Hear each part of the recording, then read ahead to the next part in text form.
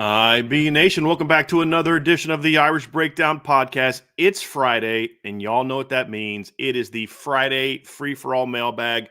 I'm joined by that guy, Ryan Roberts, for how many shows have we done together, Ryan? Like 1,000? Something crazy like that. You should actually go back and count. That would be pretty should. Fun. That would be kind of fun. The last official show that Ryan and I are doing together. I just want to remind people, first and foremost, Ryan is not completely leaving from this platform. He is going to be going somewhere else. He's going to have that announcement, I believe, Monday morning, believe, Ryan. Yep. But Ryan will still be an occasional guest on our show, including potentially doing some we've got to obviously work out some details once the new job gets started, but potentially doing some post-game shows as well during the season. So, Brian, first of all, man, we'll get right into this, but I just want to let you know, man, it has been, as I told you off air, it has been an absolute pleasure working with you the last few years. You were my friend first, and I went to Ryan and asked him, hey, man, do you know of anybody that I can look at that you think might do a good job recruiting, covering recruiting? And Ryan gave me some names. Then a couple days later, gives me a call, and he's like, hey, would you be willing to give me a look? And I was like, of course. and I had several great candidates, and Ryan was obviously the hire, and I'm excited that for the opportunity that you have. And my fear when I hired you, Ryan, was that if things didn't go well, obviously that could hinder a friendship that was more important to me than the job. But, as we look back here now, 3 years later? Yep. That wasn't the case, and I absolutely thoroughly enjoyed working with you and getting to know you and your family the last few years, man. And I'm excited about what you have in store for you. Absolutely, yeah, man. Shout out to you. Shout out to Irish Breakdown staff, obviously Vince and Sean Davis and Sean Stiers and Jesse and everybody involved. And shout out to everybody that listens. I was literally talking to someone. I don't know how much I can put out in the universe, but I was talking to someone that might do some recruiting stuff for Irish Breakdown in the future yesterday. And I was just talking about how when you're on the message board, you're in the chat, you see all the same names all the time, right? Like Tommy and Jason and Nathan and all these people that are great members of the community. So, I mean, hats off to you and what you've built here, obviously. And it's been it's been a ride, man. Obviously, it's not fully over, but it's definitely a little bit of a bittersweet transition that's going to happen next year. Well, you are always welcome, obviously, at Irish Breakdown. Ryan's comp membership at Irish Breakdown on the message boards is not going away. So he'll be able to have, and I'm trying to talk him into putting some of his articles on there too, if he's willing to do that. So we'll see, try to continue to stay connected with him. And then of course we'll have him on the show. But today, Ryan, we wanted to give you a thank you. That's, with all due respect, secondary to the main course, which is the mailbag, which we're going to have some fun with today. Oh, I thought the show was over now. Sorry. Yeah, the show is not over just yet. We're going to have some fun doing this. We've done a ton of mailbags together, and I'm really looking forward to enjoying this last one together, man. So got a lot of questions already. We're already over 40 questions already, a lot of super chats. So let's get rocking and rolling. I'm going to start off with some of the super chats, Ryan, that are more specific to the topic that we just discussed. Patrick Fitzgerald with a super chat. Thank you, Patrick. Sad to see you go, Ryan, but best of luck in your future. I've been curious about which coaches you see on the hot seat this year. Miami, Ohio State. Actually, I don't know if that's Ohio State, or maybe it is, because it's not Oklahoma State. It's not Oregon State. So it has to be Ohio State, right? And Florida, and what those coaches need to do to stay on.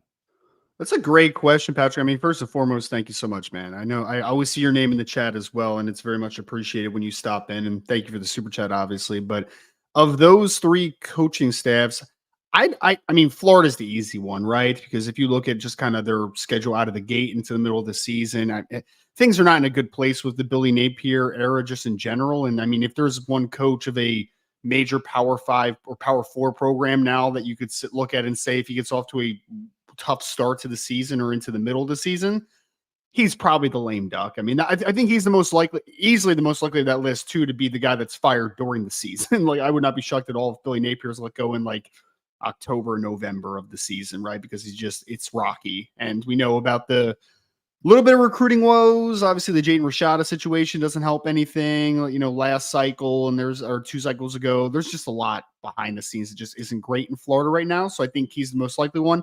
I don't think Ryan Day's on the hot seat necessarily. I would say this, though, if they underperform and then he loses to Michigan again, I do think that seat starts to get a little bit warm where you're like, I don't know if that guy's the dude long-term necessarily. I think some antennas started getting raised because, I mean, Ohio State has gone all in this season, right? With the portal, pickups that they've had with Chip Kelly coming over, obviously with their defensive coordinator coming back for year 3. I mean, there's a lot set up for Ohio State to make a run. And if they don't, I do think that starts raising some eyebrows, to say the least. Miami, I also don't think is real. I don't think that Mario Cristobal is on any type of hot seat as of now. I mean, if they have a disastrous season where they somehow go like 4-8 or something like that, where it implodes, then maybe that conversation starts to happen. But as long as they have a good season this year, I think people are still going to maintain the course with Mario Cristobal because he's recruiting obviously at such a high level for the most part. So I don't think he's necessarily on the hot seat, but he's another one that ears can start to get perked up a little bit if they, with Cam Ward and Damian Martinez and all the players they've gotten out of the portal, if they go like 7-5 or something disastrous, then, you start to raise some questions, obviously. I agree on the part about Cristobal. I think this season could be the season that puts him on the hot seat or solidifies him as being the guy at Miami for the foreseeable future.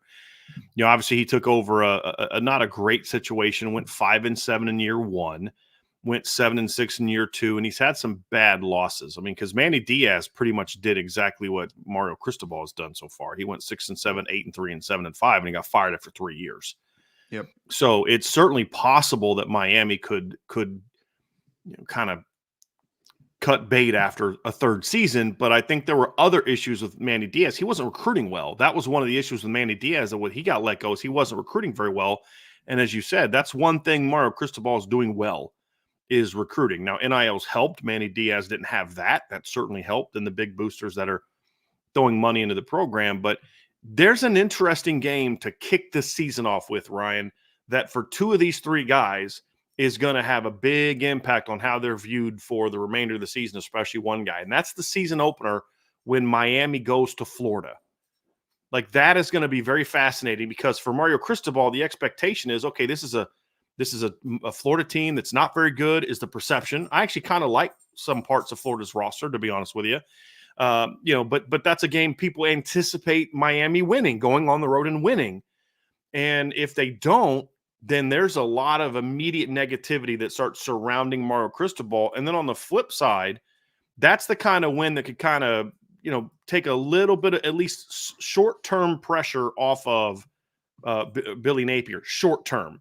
Because, again, the next time they have a really bad loss, he's going to be in trouble. But, with Samford at home coming up after that, A&M at home after that, at Mississippi State, and then home against UCF, if they win that game, there's a chance they're, at worst case, 4-1, and at least he's kind of somewhat been able to build some momentum that if they can pull off a couple upsets down the stretch, they might be okay. Because when you read their first 5 games, you're like, well, that's not that bad, right? That schedule's not that bad. Yeah, A&M's pretty good, but you get them at home. Miami's pretty good. You get them at home.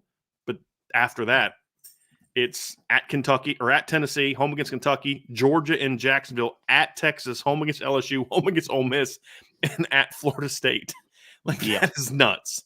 That is absolutely nuts. It's not great. It's not the most ideal situation to be, a schedule as a whole to be in when you're fighting for your coaching life. And I just, everybody I've talked to, media and just some others, that I don't think there's not a lot of confidence that Billy's going to be able to get it turned around. Well, and there's not a lot of goodwill with him either. He's rubbed some high school coaches in the state the wrong way, which has hurt recruiting. Yeah. I don't think he's disliked, Ryan, at Florida from what I've been told, but I don't think he's necessarily beloved either. Right. I just think some people are like, if he makes it, he makes it. If he doesn't, he doesn't. And that's not. And he's not one of their guys either. Like, that's why I talk about with Cristobal. Like, Cristobal's a Miami guy. You know what I mean? Like, he is that guy. So I think that leash tends to be a little bit longer, even if a guy's technically underperforming, for a guy that you do associate as one of your own. Agree. Good super chat, Patrick. Thank you for that. We've got one from ND Milton fan. It says, Ryan, what are a couple of things you discovered about Notre Dame fans, staff, and players that were surprising, good or bad? # great work, Ryan, unlike BK, who sucks. The hashtags are great, Nathan. They're great. What are some things that I didn't? I mean, so I had a very interesting perspective because I think a lot, unlike maybe not a lot of Notre Dame media, but I do think that there are some that are definitely obviously not Notre Dame fans and did not grow up Notre Dame fans and don't quite have that perspective. But I was always a Notre Dame fan. So I think that I associated pretty well with fans as far as the frustrations of things, right? Like right now, wide receiver recruiting is very frustrating to me, right? Defensive line recruiting at times has been very frustrating to me. Notre Dame losing to Marshall and Stanford was very, very frustrating to me. And it should be as a fan, right? Like, you want the best for your program.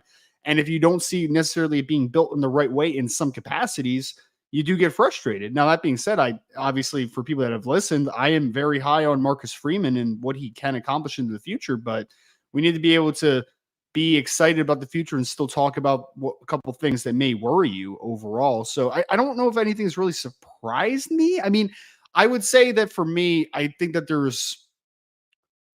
I actually don't even think that. Like, I was going to say that it surprised me how blinded some fans can be at times, right? As far as like everything a program does is the right move, but like I'm not overly surprised about that at all because fandom is a thing. Blind Most fan fandom is a bases are that thing. way, yeah. So exactly. So I don't know if it necessarily would surprise me. I would say the one thing that I didn't know about before covering recruiting, maybe if I could say like one insight, is that you always think that Notre Dame players come from these great families, right? And from a great support system. And one, I found that to be very true. I've talked a lot about over the last week or so. People have asked me about, just some of my favorite recruiting stories and stuff. And I'm always brought back to, Don Schuler and Glenn James and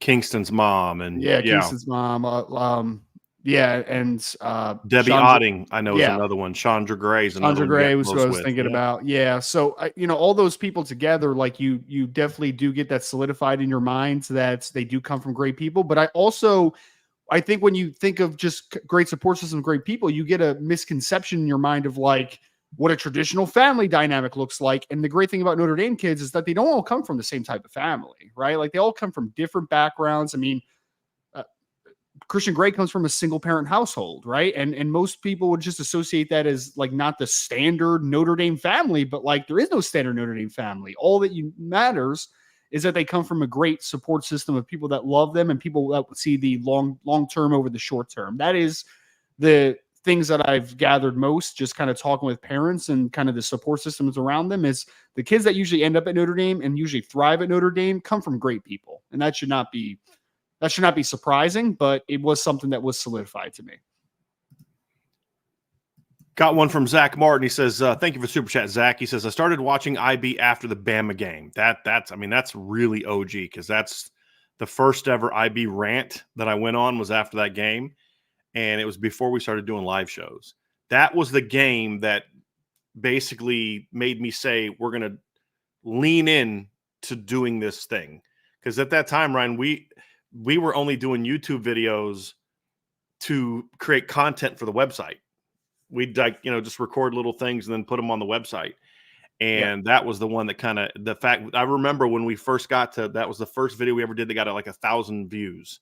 And I was like, holy moly, we got 1,000 views. Now, if we got 1,000 views, I'd be like borderline wanting to, end it all. You know what I mean? Like it'd be so bad. But he says, I started watching IB after the Bama game. It was a small community finding its voice. When Bryan hired Ryan and he found his, I knew IB was here to stay and Ryan would be talking ball for a career. Oh, I appreciate that. Thank you so much, Zach.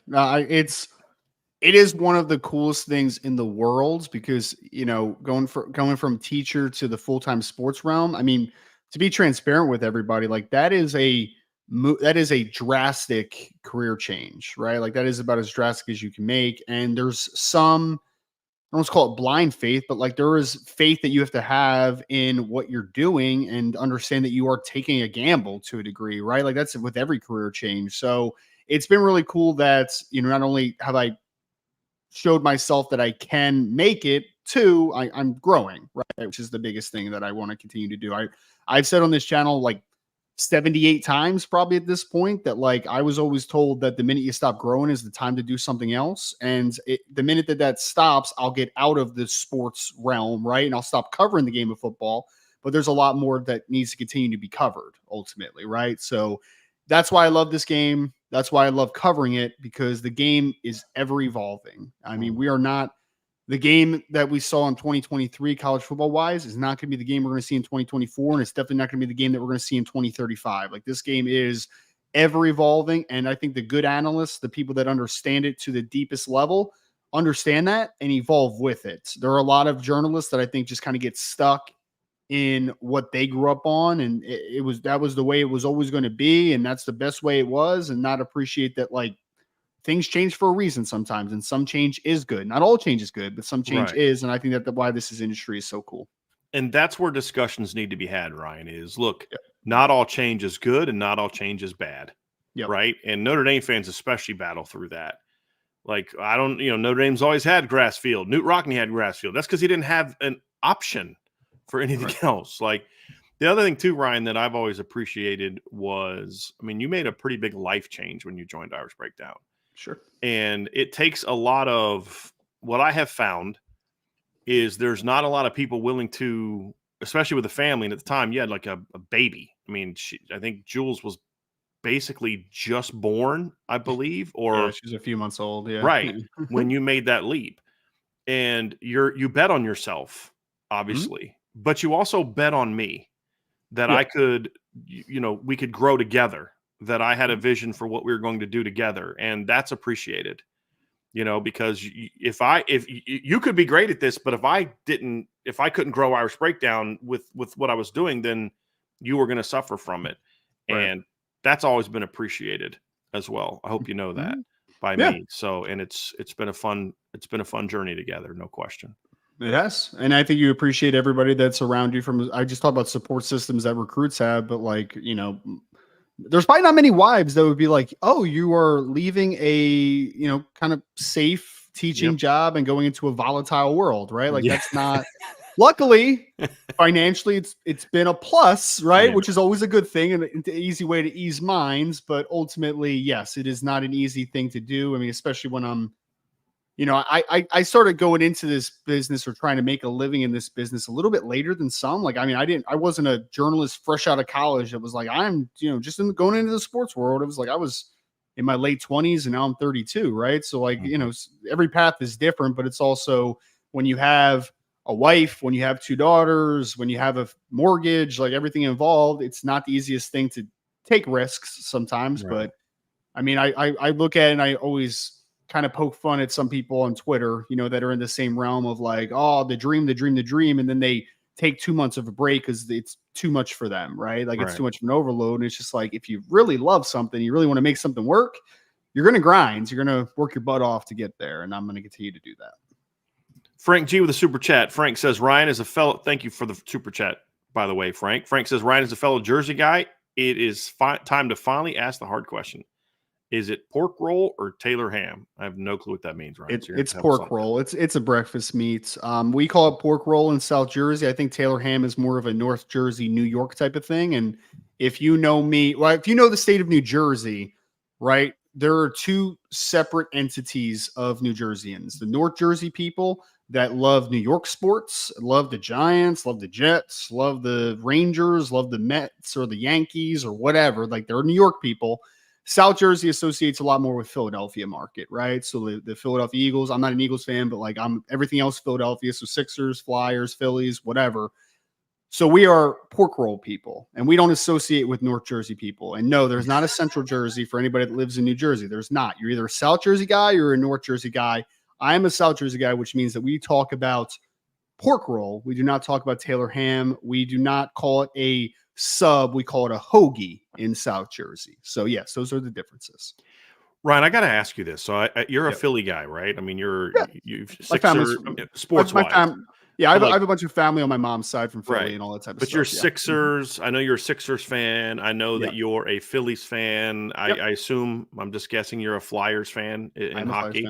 Yep. How did you become a Rams fan in football? Yeah, I think I've said this before, but so my mom was a LA Rams fan growing up. So she was an LA Rams fan. My dad was born in Florida, so he was a Miami Dolphins fan. Okay. I remember my dad said when he was growing up, it was the Larry Zonka undefeated team, right? Bob Greasy, all those dudes.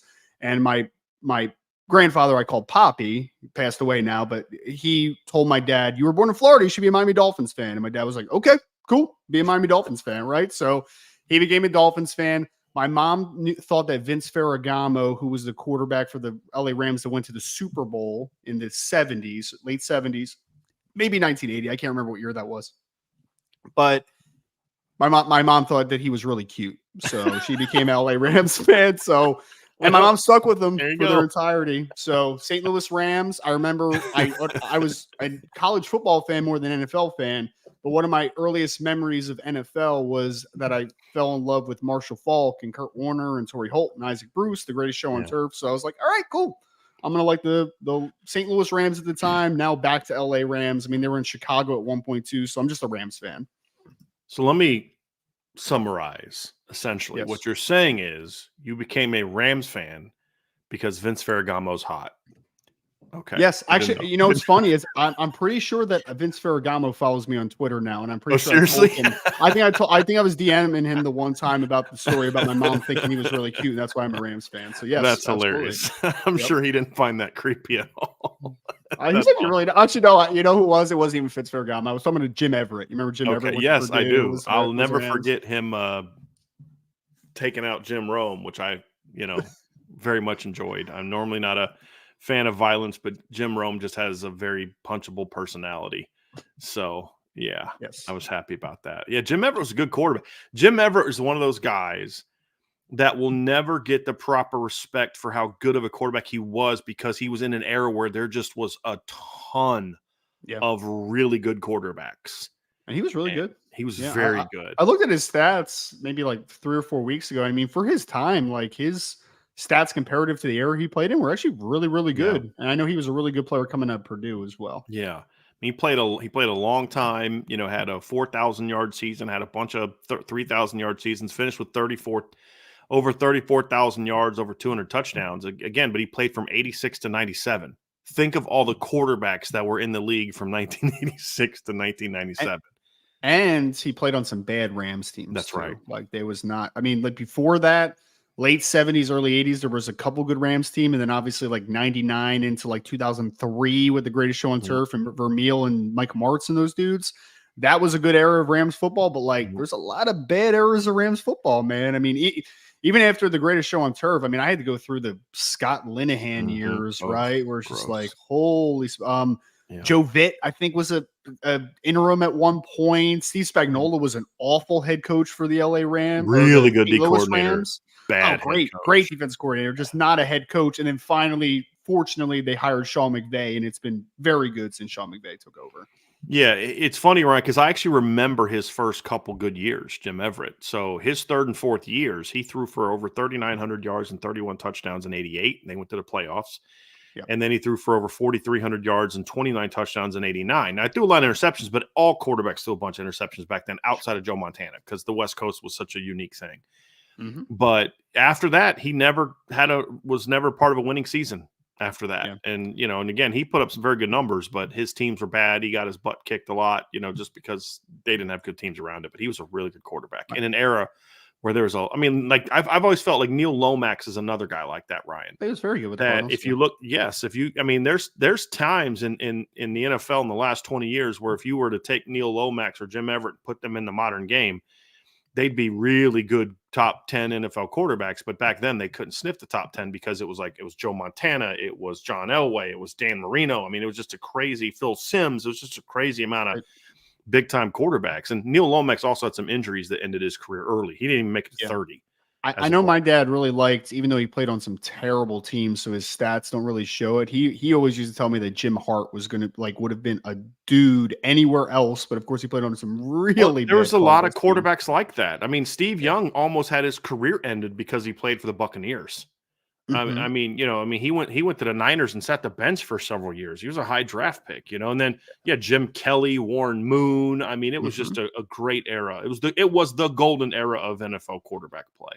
Yeah. Now, there's been other eras that have been great at the top, but I mean, back then the reason I view that as the golden era is just because Ken O'Brien was a really good quarterback that some people consider a bust because he wasn't John Elway. He wasn't Dan Marino. He wasn't Jim Kelly, who were in his draft class. Right. You know what I mean? So it's like, it can be that way. But yeah, that's interesting. First two jerseys I ever had. One was a Marshall Faulk Rams jersey, and actually first three ones. I had a Marshall Faulk Rams jersey, Marshall Faulk Colts jersey, which obviously he started his career on, and I also had Actually, I also had I love Marshall Faulk, so I had a Marshall Faulk San Diego State throwback jersey as well. But then my first throwback was Jack Youngblood LA Rams jersey, like the throwback. Those jerseys were so nice. I really don't know why they went away from those for whatever reason, but those jerseys were dope back in like the 70s. I love the traditional Rams uniforms. I do. I wish they would go back to those. Like they're kind of there now. Like I feel like it's a bit more fluorescent now, but it's at least in the tradition of it. But I loved the Rams uniform and color combinations. Those and the Chargers back in the day, like the powder blues, those ones were always so great. Yep. I like that the Chargers have brought that back. I do. The Rams have a little bit too. I think they wear like those jerseys maybe like once a year now as like alternates. But it's funny, Ryan, because I went and bought a PlayStation the other day, the PS5, so we can play college football, and they had Madden 22 out there for $5, and I was like, well, give me something to play for the next week and a half. Yeah, so I'm playing it, and you know me, I'm more doing the GM type of thing or franchise thing or whatever it is. But whenever I play it, you can go back and I can get the 90s Broncos uniforms. Every time I play, because those I wish more, like when the Broncos made like the new uniform change, like okay, I get it. I didn't like it, but they did win 2 Super Bowls in a row in the first years they had it. Those ones right? Had it, yeah. But I'll go back to what they had before, like the orange and the Orange Crush, baby blue, that John Elway played with for most of his career. I love those uniforms. I mean, like I thought the Redskins had outstanding uniforms. Like I loved their white with the maroon pants. I thought that was really sharp. There's a lot of really sharp uniforms back in the day that I just like them more. And I know it's a bit old school, but I just think they were sharper. A lot of the stuff nowadays is just like it's just too much. It's just there's just some too much going on. I agree with Cajun Irish in the chat though. It said Marshall Faulk got screwed out of the Heisman back in the day. He sure did. Gino Torretta over him that won. That was crazy, man. Kidding me. Crazy. 2 running backs deserved it over Gino that year, because you could have argued that Garrison Hurst should have got it over Gino as well if you didn't want to give it to Marshall Faulk. I mean, which I think is nuts, but go ahead. Did you know that USC wanted Marshall Faulk? They offered him a scholarship, but they wanted him to play defensive back. So he ended up going to San Diego State. It's kind of like Notre Dame with Ezekiel Elliott. Yeah. But Marshall that year was amazing. He really was. The other thing too about that San Diego State team, Ryan, like think about the guys that should have won it over Gino Torretta that year. You had Marshall Faulk was second, Garrison Hurst was third, Marvin Jones was fourth. I'd have given it to him over Gino Torretta. Do you remember him, Ryan, at linebacker out of Florida State? I actually have Marvin Jones's number. He is a psychopath, but he's awesome. He was a great player. Reggie Brooks was fifth. He was outstanding that year. Charlie Ward was sixth. Michael Barrow was seventh. Drew Bledsoe was eighth. Eric Curry was ninth. Glenn Milburn was 10th. There's a lot of guys that deserved it over Gino Torretta that year. A lot of guys that deserved it over Gino Torretta that year. I might have to text Marvin Jones sometime soon, man. He is, you know how he played at Florida State, right? And in the NFL, kind of a psychopath. He's the same exact way as a person. In person. Oh yeah, he's 100% the same dude, man. He's awesome. That's great. I love You're like you think that he's going to jump through the phone and like kill someone. Yeah. Like I'm like, I'm glad you like me, sir. I'm glad you don't hate me. Yeah, love it. Yeah, stay on his good side, Ryan. Yes. The history expert with the super chat. Thank you very much. Sorry to see you go, Ryan. Glad you'll still be a fringe character on the show as a gift to IP.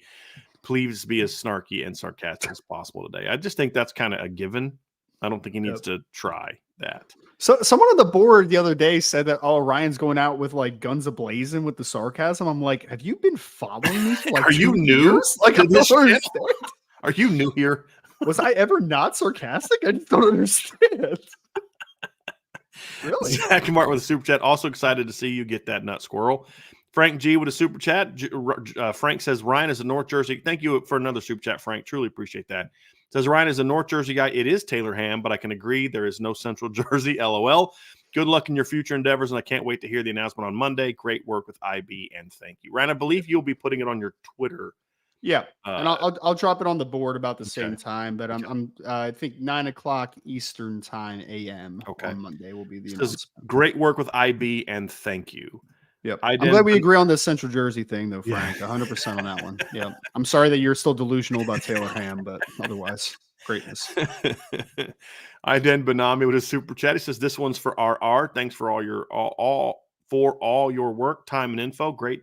Go be great. IB Nation loves you. We will all celebrate the Natty W together. Well, Yes, I sir. assume, Ryan, that you'll be on the post-game show when that happens. I would imagine, right? I'll be on the post game shows. Yeah, absolutely. And planning on potentially being in town for the Virginia game this year, but we'll see In how November, that we'll see how that works. John A. with Super Chat. Ryan, thanks for all your hard work. Congrats. Go Irish. Thank you, John. Thank you, sir. And a couple super chats from Tyler Evans as well. Ryan, let's get back to some topics here. No. Tyler Evans says, what did you think of Mike Gundy's comments about Ollie Gordon at Big 12 Media Day?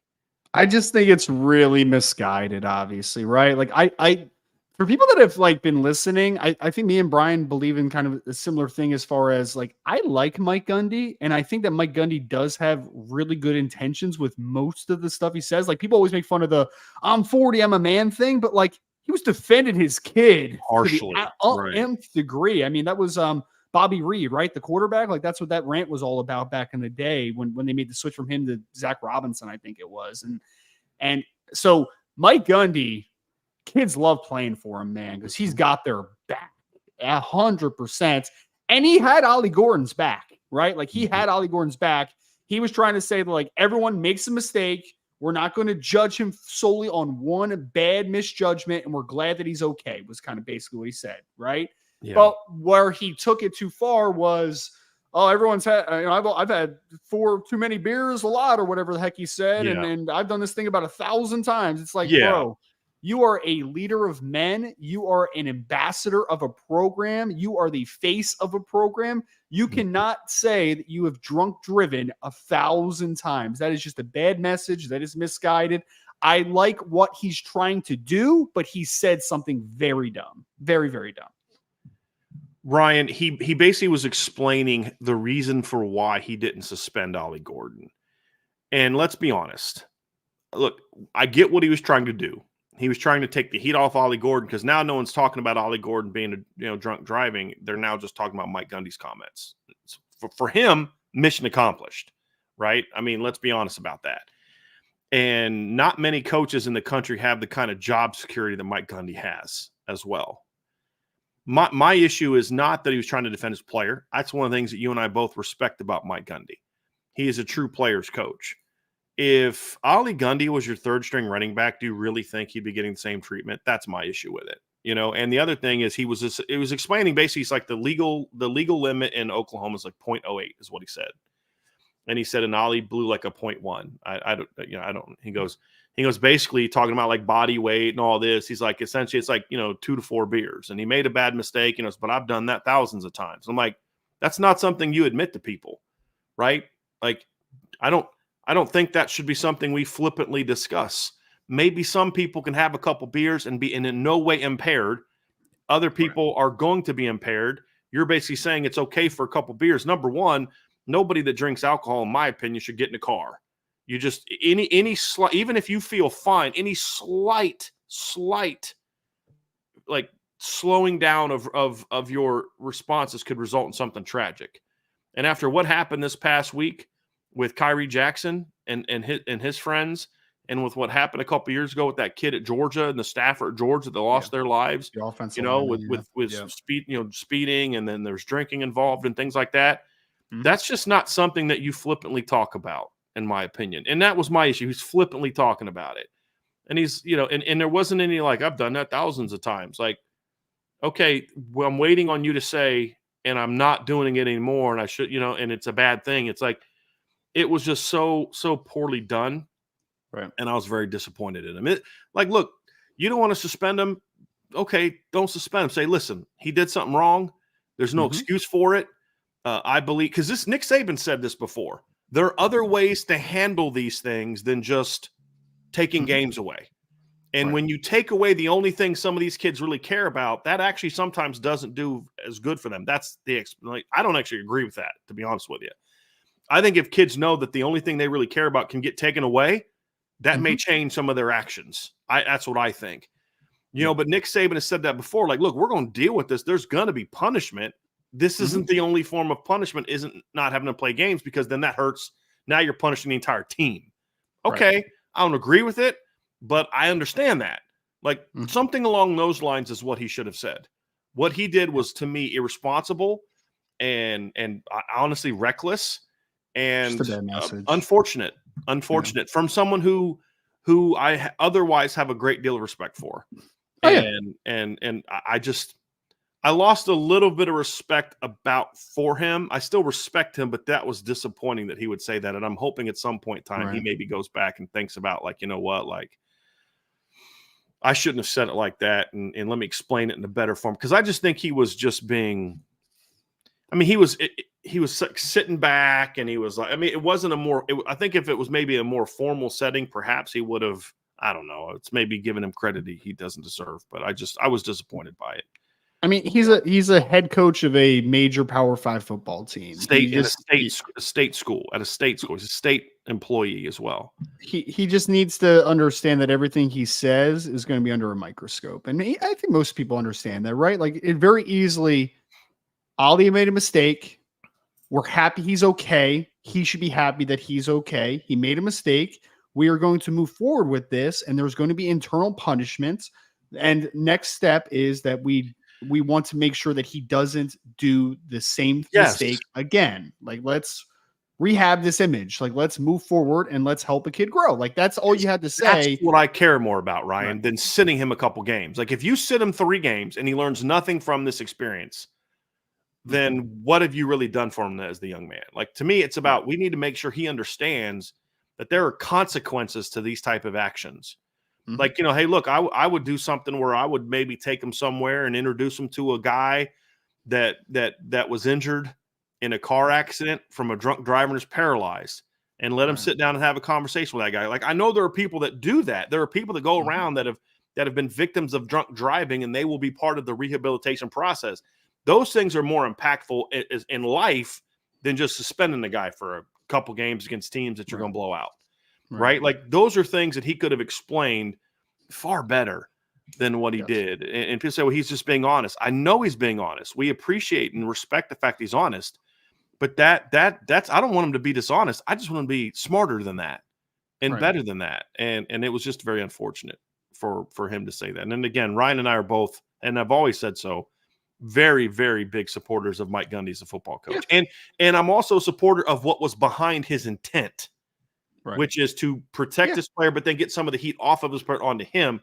He just did it in a very irresponsible way. I don't think Mike Gundy's a bad person at all. I actually think that Mike Gundy is one of the better care about your player coaches in college football. Like, I think he truly does. Like, again, the whole Bobby Reed, I'm a man speech or whatever back in the day, that was like, people make fun of it and people throw shade at it because it's like, you know, he's obviously yelling and stuff, but like, at the core of that, he was defending a player. And at the core of this, he was also defending a player. I just think that he chose to frame it improperly, for the lack of a better term.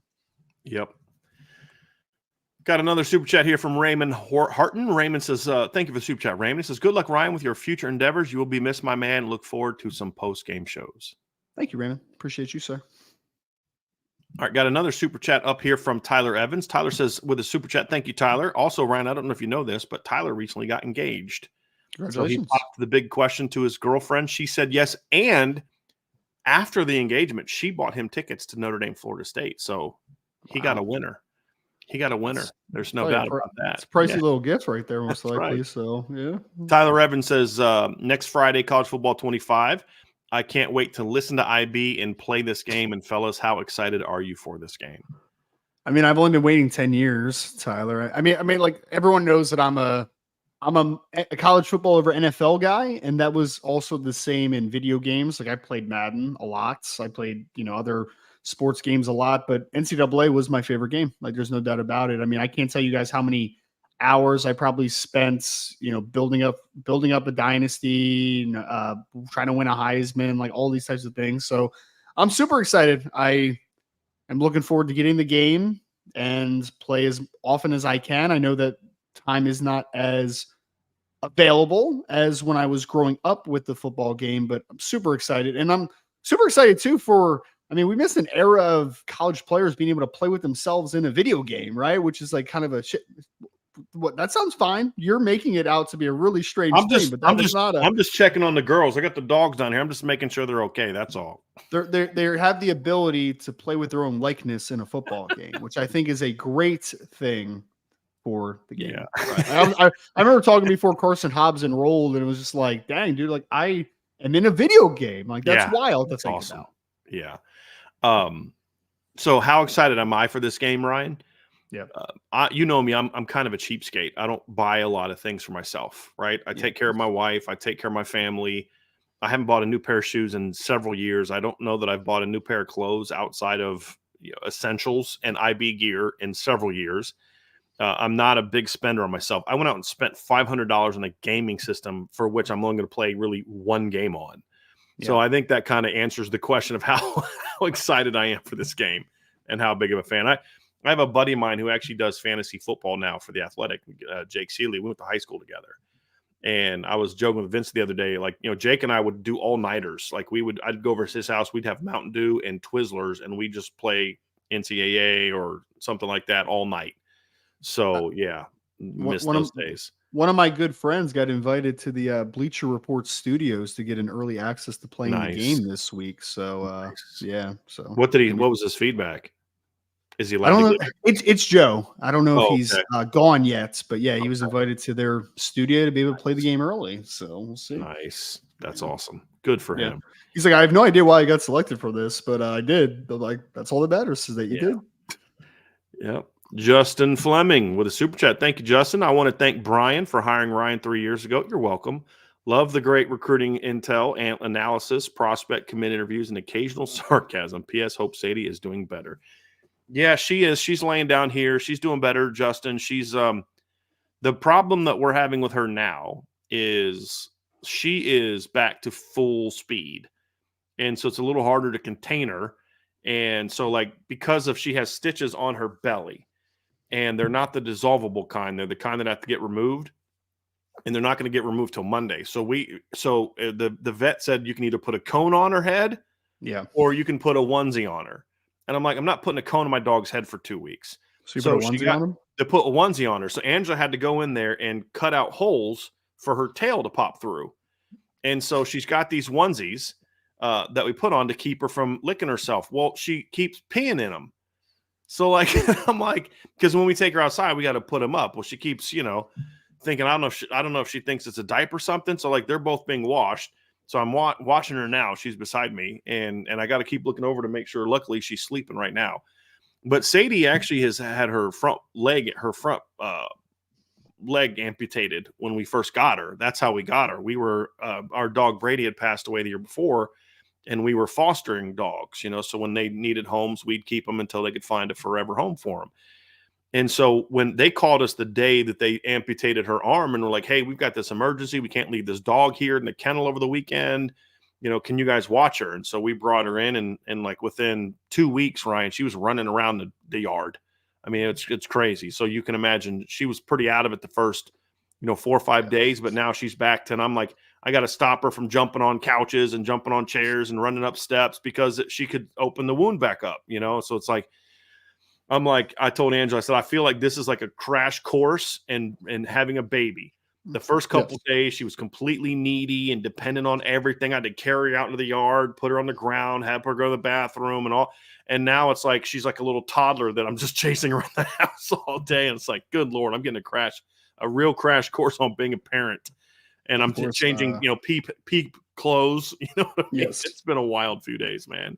Raina started walking at 11 months, and now she's, going up steps. That's right. Doing, we kid-proofed the entire kitchen except for this one cabinet. And of course, the only cabinet she wants to go in now is the one that she can open. So right. It's Of course. It's fantastic. Of course.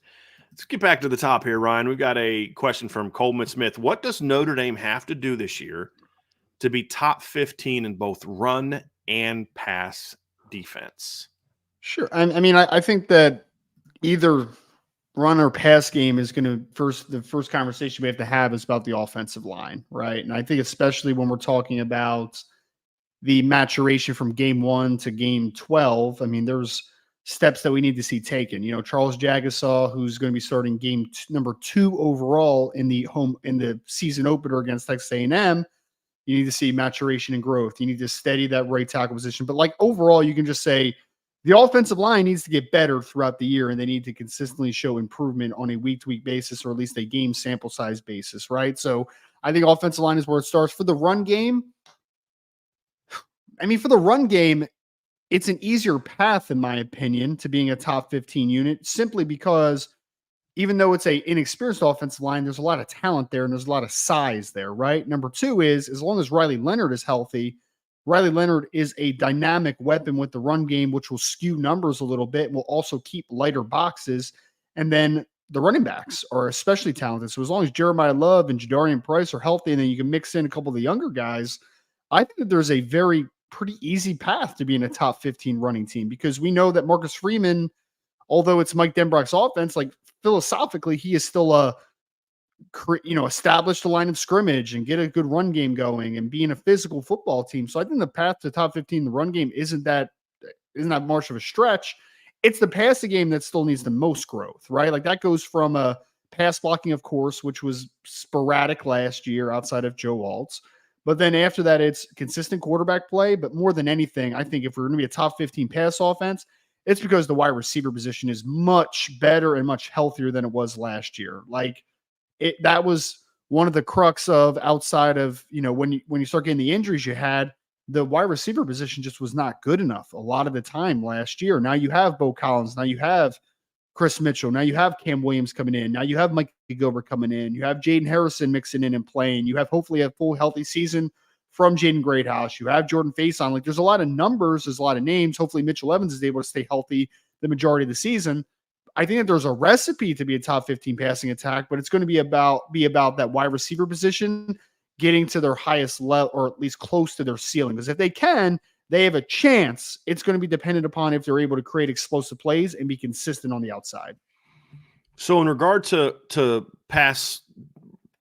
run and pass defense, I think the pass defenses are, your great answer is great. You handle the offense, I'll handle the defense, because it's also applicable for the offense. I was trying to be smooth about that. The pass defense is already there, Ryan. They were top 5 pass defense last year. I mean, they were top 3 in 6 or 7 different passing categories.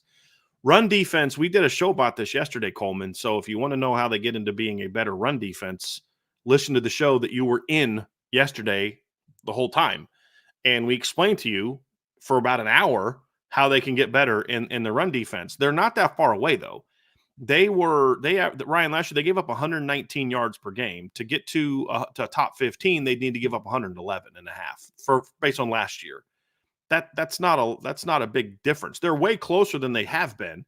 I mean, if you look at past seasons, Ryan, this is their best run defense since, I believe, the COVID year, which to me is a bit of an anomaly because, I mean, they played such a brutally bad schedule that year. I mean, the offenses they played were terrible, although they did a great job of shutting down Travis Etienne. But this has been their best rush defense in a while. And if you look at the yards per carry, it was even better than that year. So 2020, they gave up fewer yards, 113, but their 3.5 per carry is better than, I think you'd have to go, I believe, I could be wrong, I'm going back through it now, I believe you have to go back to 2012 to find a season where they had a better yards per carry average than that. Yeah, 2012, they were 3.47. So they were very close to the 2012 numbers last year in yards per carry. Now, to me, I would say that year was a little bit more impressive because a lot more teams ran the ball back then than maybe do now the same way. Yeah. But you're not that far away, Ryan. It's about an 8-yard difference. It's going to be a little harder this year to just raw numbers be in the top 15 unless you're really good because they play 2 triple option teams. But if you take the triple option numbers out, I think this defense isn't that far away. And honestly, Ryan, I would argue that if they just tackled better, that would give them close enough of a drop in numbers this past year to where, they would be a lot better. If they just I could think of 100 extra yards they gave up this year after missing tackles. I think of the long touchdown run against Louisville that the little kid Jordan had, and you think of the 60-yard touchdown run that that Ohio State had on a missed tackle from Xavier Watts. So, I mean, I look at it and say I think that they were pretty close to being that last year. It's just clean up some things. Like I don't know that I think there's any structural problems that Notre Dame needs to necessarily address with their run scheme. Actually, Ryan, I actually just looked that up. If you take 100 yards off of their total last year, they dropped down to 111.3, which puts off, I mean, that's literally 2 plays where they missed tackles and gave up over 100 yards after those missed tackles. That puts them in the top 15. So I feel even better about saying that. Tackle better, and that will be a 5 to 10 yard per game difference as well, and that jumps them into the top 15. Right. Well, I really want, like, just, raw numbers we can always talk about. I think the one thing that I want to see from Notre Dame, because I feel like it was a lot better last year, is there's been a couple years where, especially in the run game, you're just like, they create extra yardage off of, a play off of contact. Like, I would love to see some years where Notre Dame's run defense wasn't as good, to see like just raw numbers of what the yards after contact was for opposing running backs and seeing those types of things. And even in the pass game, I mean, there was sometimes, we talked about like 2020 with trying to tackle Devonta Smith on bubble screens and that type of stuff. I mean, there were a lot of plays in that game, especially where, you have probably a tackle for about a 2-yard gain, and then a guy like Devonta Smith is able to break it for like 30 to 40 yards because he's just a little bit better in space than you are in space ultimately. So why does Marcus Freeman want to get longer and more explosive in space and on the second level and the third level and even the first level? It's because he doesn't want to miss tackles in space. He doesn't want to let the extra yardage be able to be created. Plays on the perimeter, plays out in space, like all those things I think are come from the same line of thinking. So it appears I might have missed Iden Benami's super chat. And if I did, I'm going to bring it up again. So I apologize, Iden, if I did miss this. But he says, thanks. This one's for RR. I think we did this one, but he didn't hear us do it. And I have missed some of his super chats in the past. So I wanted to bring this up and make sure, because I don't want my dude thinking it's personal.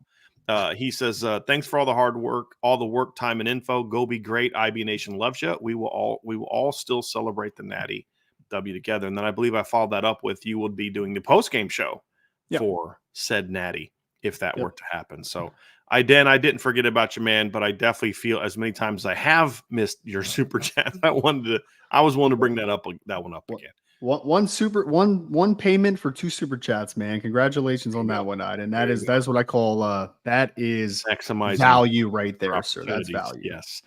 Wyatt Kerwin, Ryan, I'm an alum of the back-to-back FCS champ South Dakota State. That's the Jackrabbits, correct, Ryan? It is the Jackrabbits. Who was dominant in 2023 as an analyst and someone who watches FCS. What do you like about their offensive and defensive schemes? It's a great question. I mean, they've been dominant for 2 years, Wyatt. I mean, this year, obviously going undefeated and winning the national championship. This senior laden team that they had this past year was just so good, man. I mean, they have their quarterback coming back this year, but having guys like Isaiah Davis, the Yankee twins, the past couple years of wide receiver, Garrett Greenfield, the big guard, number 60, who's a monster, Gus Miller at center. Like, they have a lot of great players that were back this past year, right? And scheme wise, it's nothing really like so diverse so offensively, one strength that they've had the last 2 to 3 years. I know it wasn't as much pronounced this year as it was the previous couple, but they've always had a lot of great tight ends. They really have. So like 2 years ago, they had Tucker Kraft. They had Zach Hines, who was back this year as well. So like they ran a lot of 12 personnel over the last couple of years, and they were very dependent upon that tight end game, especially because Tucker Kraft was their best player 2 years ago. But they're a heavy inside zone, cross zone team. Like they'll bring that tight end back across face and be able to kick a guy out on the weak side of zone runs. They do a lot of inside zone stuff. Not as actually much because it's actually very interesting. Their running back, I think, would be a really good gap runner, Isaiah Davis, who went in the NFL draft this year. But for whatever reason, like they were just so heavily relying on that inside zone. And I think it's because Mason McCormick, Garrett Greenfield, the offensive line they had, they were just so connected because they've been playing for so long that they just wanted the combo to the second level as much as possible. Like they just wanted to work that connectivity with each other and be able to really, just create incredible movement at the point of attack. So they're a heavy inside zone team.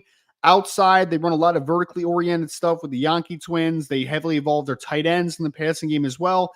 Defensively, I believe unless they changed this past year, they were a 4-2-5 heavy team. I mean, they're one of those teams, though, that play a lot of off coverage that just are really like not super aggressive. They win with 4 a lot up front, but they just tackle really well in space. So nothing crazy exotic defensively. They're a traditional 4-2-5 team that tackles well in space, but offensively heavy inside zone, 12 personnel. They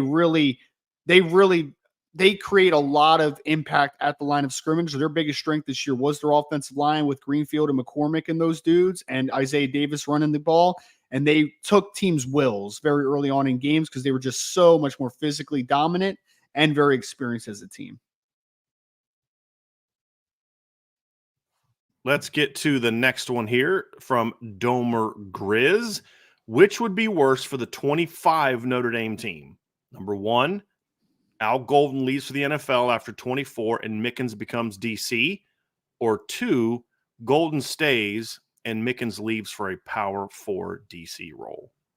I mean, what's worse? I would say number 2, right? Because I think that we're getting close, and I don't know Mike Mickens personally, obviously, but it feels like with how Marcus Freeman talks about him and the continued push to keep him on the staff and give him more responsibility, that he's getting pretty dang close to a defensive coordinator opportunity, or pretty dang close to being a guy that can be dependent upon being a defensive coordinator for a team. It does feel like, it's just me from the outside perspective, it does feel like this could be a situation where it is eventually Al Golden transitioning to Mike Mickens. That's what it feels like to me.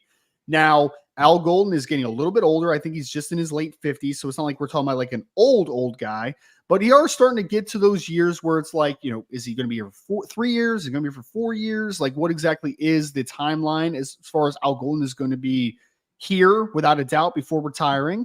So and if you lose Mike Mickens, also that's a big hit from a cornerback development perspective. And now that he is the passing game coordinator as well, I mean, he obviously has a heavy responsibility in what the safeties are doing, the cornerbacks are doing. He's obviously coaching both now at this point. So I would say second would be more debilitating to the team, just because the long term and the short term would be very well in a good space with number 1. Although number 1, I mean, I don't want Al Golden to leave, but ultimately I do think that Mike Mickens is being prepared to take that torch eventually. This is a tough one, Ryan, because it's kind of like neither of them are great options. I mean, as far as because there's things we don't know. We don't know who the other person would be on staff if one of those two things would happen. Would Notre Dame would be in a better situation if Mike Mickens took the D coordinator role and the assistant they hired was a really dynamic position coach that could coach let's say safeties or corners for him, and he could just be the DC or something? I don't know. I don't know the answer to that. I mean, would it be a situation where if Al Golden stayed and let's say he had another 4 or 5 years in him, and you were able to go get some really good young court, the next Mike Mickens? I mean, those are a lot of what ifs, and not knowing who that would be makes both of those kind of not very good options.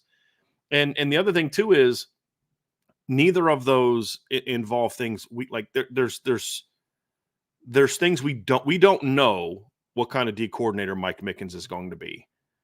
We don't know who his replacement will be if he left, and we don't know, to your point, how long Al Golden's going to be around, for a host of reasons. I mean, Al Golden may look at Notre Dame and be like, this is my last job. I love it here. There's nothing else I'd rather do. But he's 55 years old. I don't know if he's like in retirement mode necessarily yet, but I definitely don't think that he's in I'm never leaving Notre Dame mode. I mean, not many people have that unless they're a head coach. This is a smart guy that's had success as a head football coach. I got to think that there's a potential for the right opportunity to come. So if he stays and Mickens left, there's a chance that within a couple of years you have neither, to your point. But that's also kind of true the other way too, is if Golden left for the NFL and Mickens took over, if Mickens is as good of a D coordinator as he is a position coach, he's a head coach in a couple of years. Right. So it all goes back to something I talked about the other day, Ryan, which is Notre Dame fans have to prepare themselves for the fact that their best coaches are all going to be gone in the next 5 to 6 years. Sure. That's just how it works in college football. You have to trust that the guy that put those coaches in place is going to be able to find replacements that are of similar caliber. It's not that long ago, aka a year, where a lot of fans didn't think that they wanted Al Golden to even be at Notre Dame anymore. And I'll be honest, I didn't love the hire. I mean, I respected Al Golden. I thought he was a great defensive mind. I thought he was a great head coach at Temple, in my opinion, job he did at Temple. But I was like, he's been in the NFL for a long time. I don't know how he's going to relate. I don't know how he's going to recruit. He did not recruit very well. I think credit to Marcus Freeman and Chad Bowden for kind of finding a sweet spot for him on the trail, where he doesn't have to recruit a position. He's kind of the closer. He's the closer, Yeah. He's good in the room. He's good in the room with the parents and that type of thing. And he's good at, hey, here's my vision for you in this defense. It's not about, he's not doing the bonding. He's not doing the, hey, what's up, buddy? How are you doing? He's not, and they did a good job of finding that. And then having Max Bulla on staff helped with that last year. Yeah. And it makes it even easier now that he's just kind of just the DC. But he wasn't the hire that he wasn't perceived to be the hire that we view him as a coach now. Sure. And so there has to be some level of trust. Marcus Freeman's made some not good hires, as has Nick Saban and Dabo Swinney and Urban Meyer and everybody else. But a lot of his hires have been pretty good, especially on defense, right? Like the two hires we didn't like as fans, or we don't like now, Chris O'Leary and Al Washington. Why do we have negative views about them? Recruiting. Yes. They're both, at the very least, very good position coaches. Yeah. Especially O'Leary. I mean, O'Leary's literally in the NFL now, so especially O'Leary. With Jim Harbaugh, who values good coaches. And that was the one thing we never questioned about him. Al Washington is in a unique situation where his first year wasn't very good, and his second year was outstanding. What is year 3? And I have a feeling, and by the end of the season, we're going to be talking about Al Washington in much the same light we talked about with Chris O'Leary, which is, guy's a heck of a position coach, just got to up it a little bit in the recruiting trail. You know what I mean? And guess what? Chris O'Leary did in his last year. He did. But the point is, all those hires from just a pure coaching football standpoint that he's made on defense have been home runs so far. I mean, the only defensive hire that he made that I wasn't in love with the results was James Laurinaitis. And he was okay. He wasn't bad, but it was his first year coaching football. You know what I mean? But then he leaves and he replaces him with someone significantly better in Max Bulla. So on that side of the ball, Marcus Freeman has nailed hires so far. So there has to be some level of trust that if those two coaches move on at some point in time, because again, if Mike Mickens is as good as a D coordinator as he is a position coach, he's still in his late 30s. He's going to be head coach at some point in time, especially as more administrators get to know him and his personality and how he feels about developing young men, not just football players. He's going to be coveted by schools, in my opinion, if he's as good of a coordinator as he is a position coach. So you're going to have to replace both of them at some point in time, and you just hope that Marcus Freeman makes the right hires, which so far on defense he's done. Now, you could question some of his hires on offense, and that's very fair. Sure. But defensively, he's got a very good track record of hiring really good football coaches, in my opinion.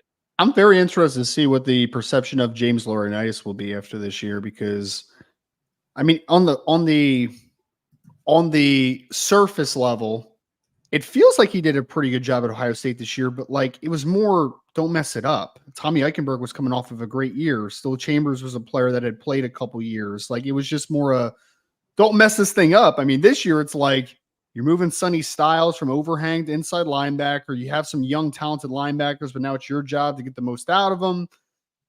This is a big year for James Laurinaitis as far as like how much of a ascension he has been made as a linebacker coach, I think. Agree. Got a couple more super chats that have popped up here, Ryan. We got one from C.W. Pura, one of my favorite people, a part of this community, and he has done some amazing things for my family, so I appreciate you very much. And he gave a super chat and says, Ryan, thanks for helping IB become the best site on the web. Good luck. Tom, I didn't make it the best site on the web. I just didn't mess it up. I didn't screw it up. You helped it become that, is what he's saying, and that is accurate. I think we were trending in a great direction when I brought you on, but we needed that hire to really take it to the next level. I'm just the James Laurinaitis of IB, man. Just don't mess it up. Don't sink it. Shut your mouth. Tom Connor with a big super chat. Thank you, Tom, so much. He says, Ryan, best of luck. Appreciate you, Tom. Coleman Smith, where does Notre Dame go from here with wide receiver recruiting? I don't really blame Brown for this cycle. I'll judge him on 26. Ryan, that requires that comment. I don't necessarily wholeheartedly accept or reject. Yeah. Right? There's some nuance that has to be had in this conversation because it's not as simple as I don't blame him at all. And it's not as simple as like he screwed up and he's got to go, which I've literally had people tell me, which is irrational. I feel like we've had this conversation a couple of times over the last couple of weeks in private, right? I think that we can agree that Mike Brown had the deck stacked against him. And so we don't fully knock him for what's happened down the stretch here. And obviously for people that have been living under a rock, it seems highly likely that Notre Dame is going to go 0 for 3 down the stretch here on wide receiver recruiting, which is just not a great situation. So I don't fully hold him. I don't hold him to that fully because I do think that the deck was stacked against him. Now, that being said, though, going 0 for 3 is going 0 for 3, bro. And like you're coaching at Notre Dame and ultimately you are judged on results, right? Like obviously we're process driven here, but you had Nuke Hines, Dylan Robinson, and Derek Meadows. And I think at one point you were in a good spot with 2 out of 3, at least, in my opinion.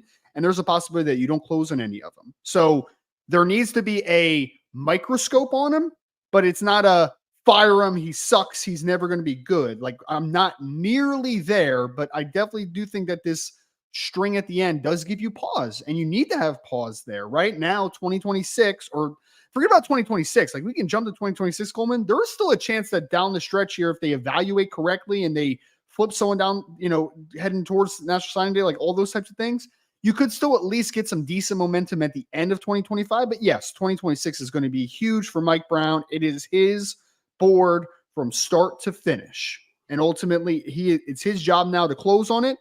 As for wide receiver recruiting, the state of it, like I said, you don't feel great about where you are with any of the 3 that are left on the board. I think that the next step is going to be evaluation, right?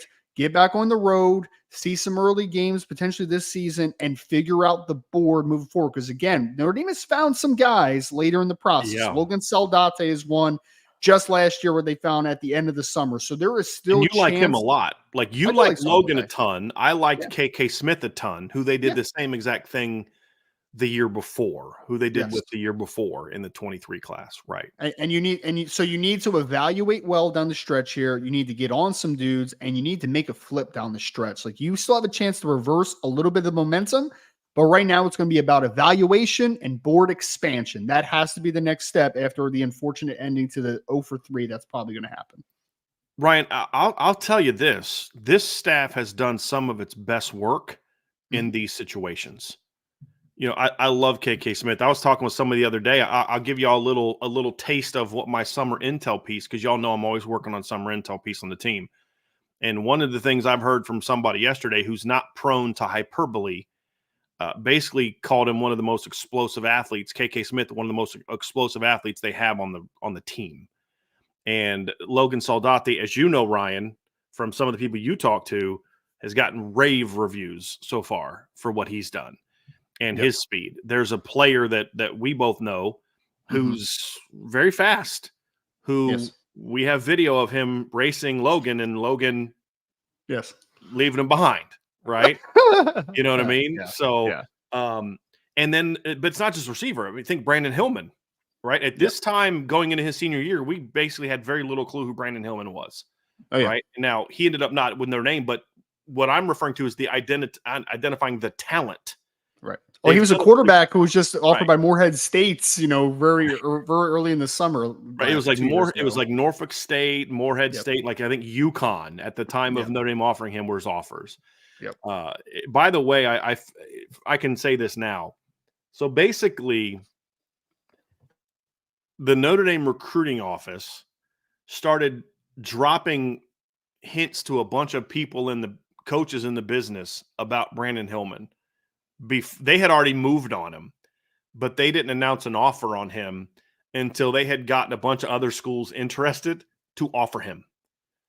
And then they offered right? Which was kind of a brilliant move because then the perception of it looked a lot different because then it looked like he was a hot recruit that they got on, which I thought was kind of interesting because they knew if we offer early, everyone's going to know we're going to get the kid and then nobody's going to offer him.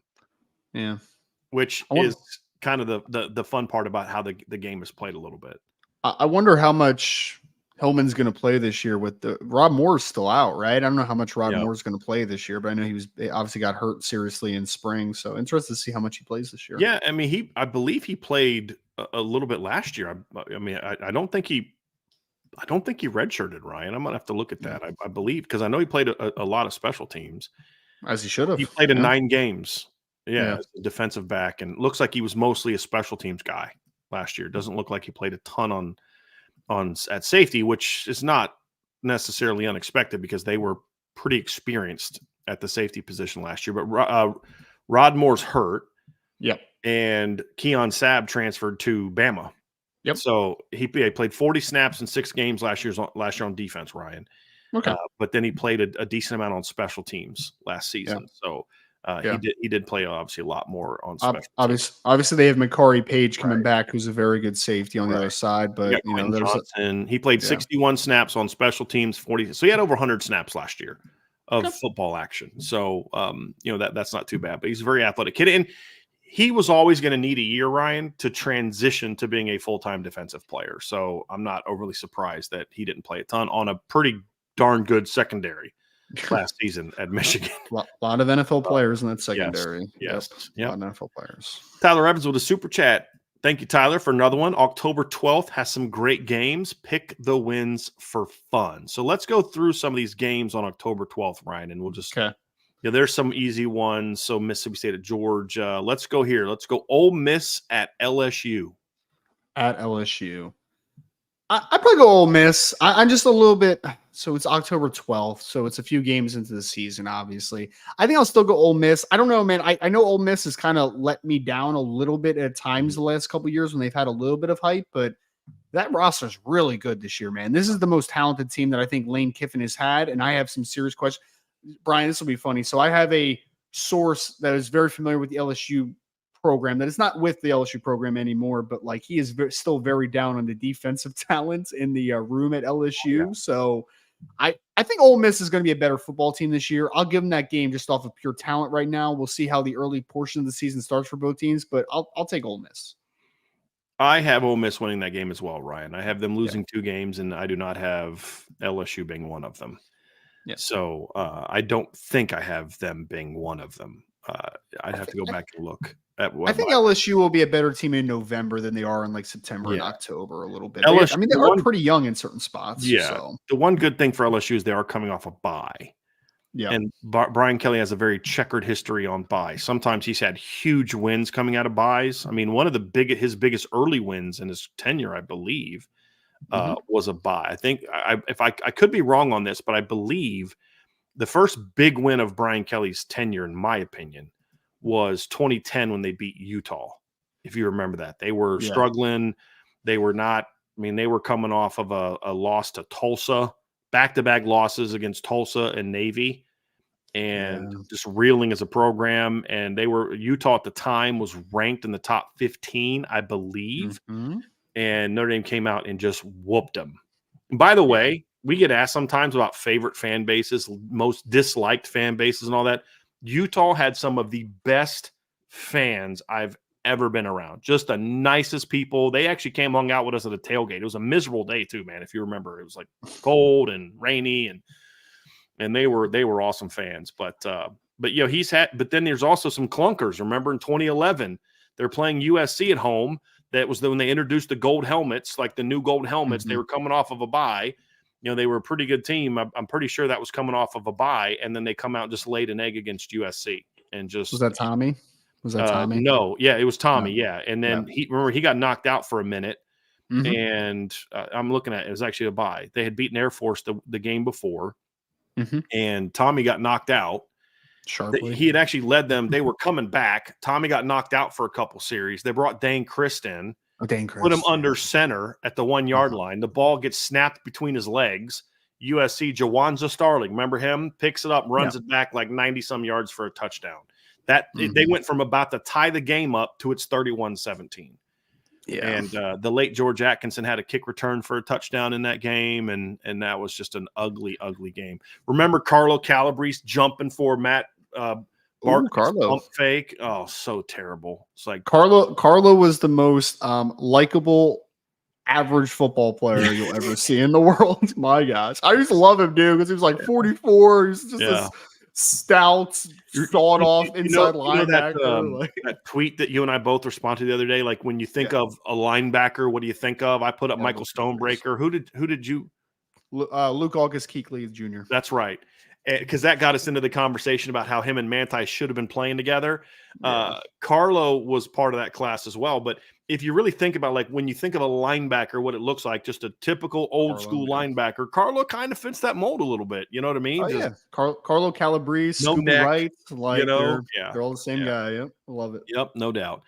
So my favorite thing. Sorry to cut you off. Is sometimes when me and Joe are talking about linebacker play when we're scouting, I'm like, "Oh, what'd you think about the guy?" He's like, "Yeah, he's a white linebacker." I'm like, "Got it, cool. I know what that means." You know exactly what that means. Let's go some more games. Washington at Iowa.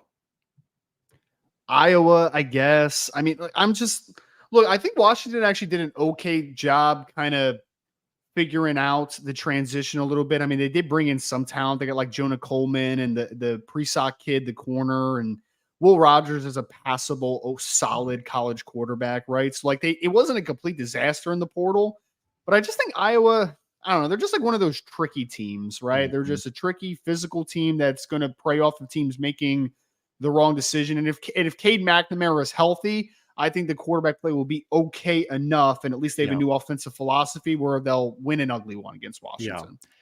I actually like Iowa this year, Ryan, if Cade McNamara can just be solid. Yeah. Because their defense is going to be really good again.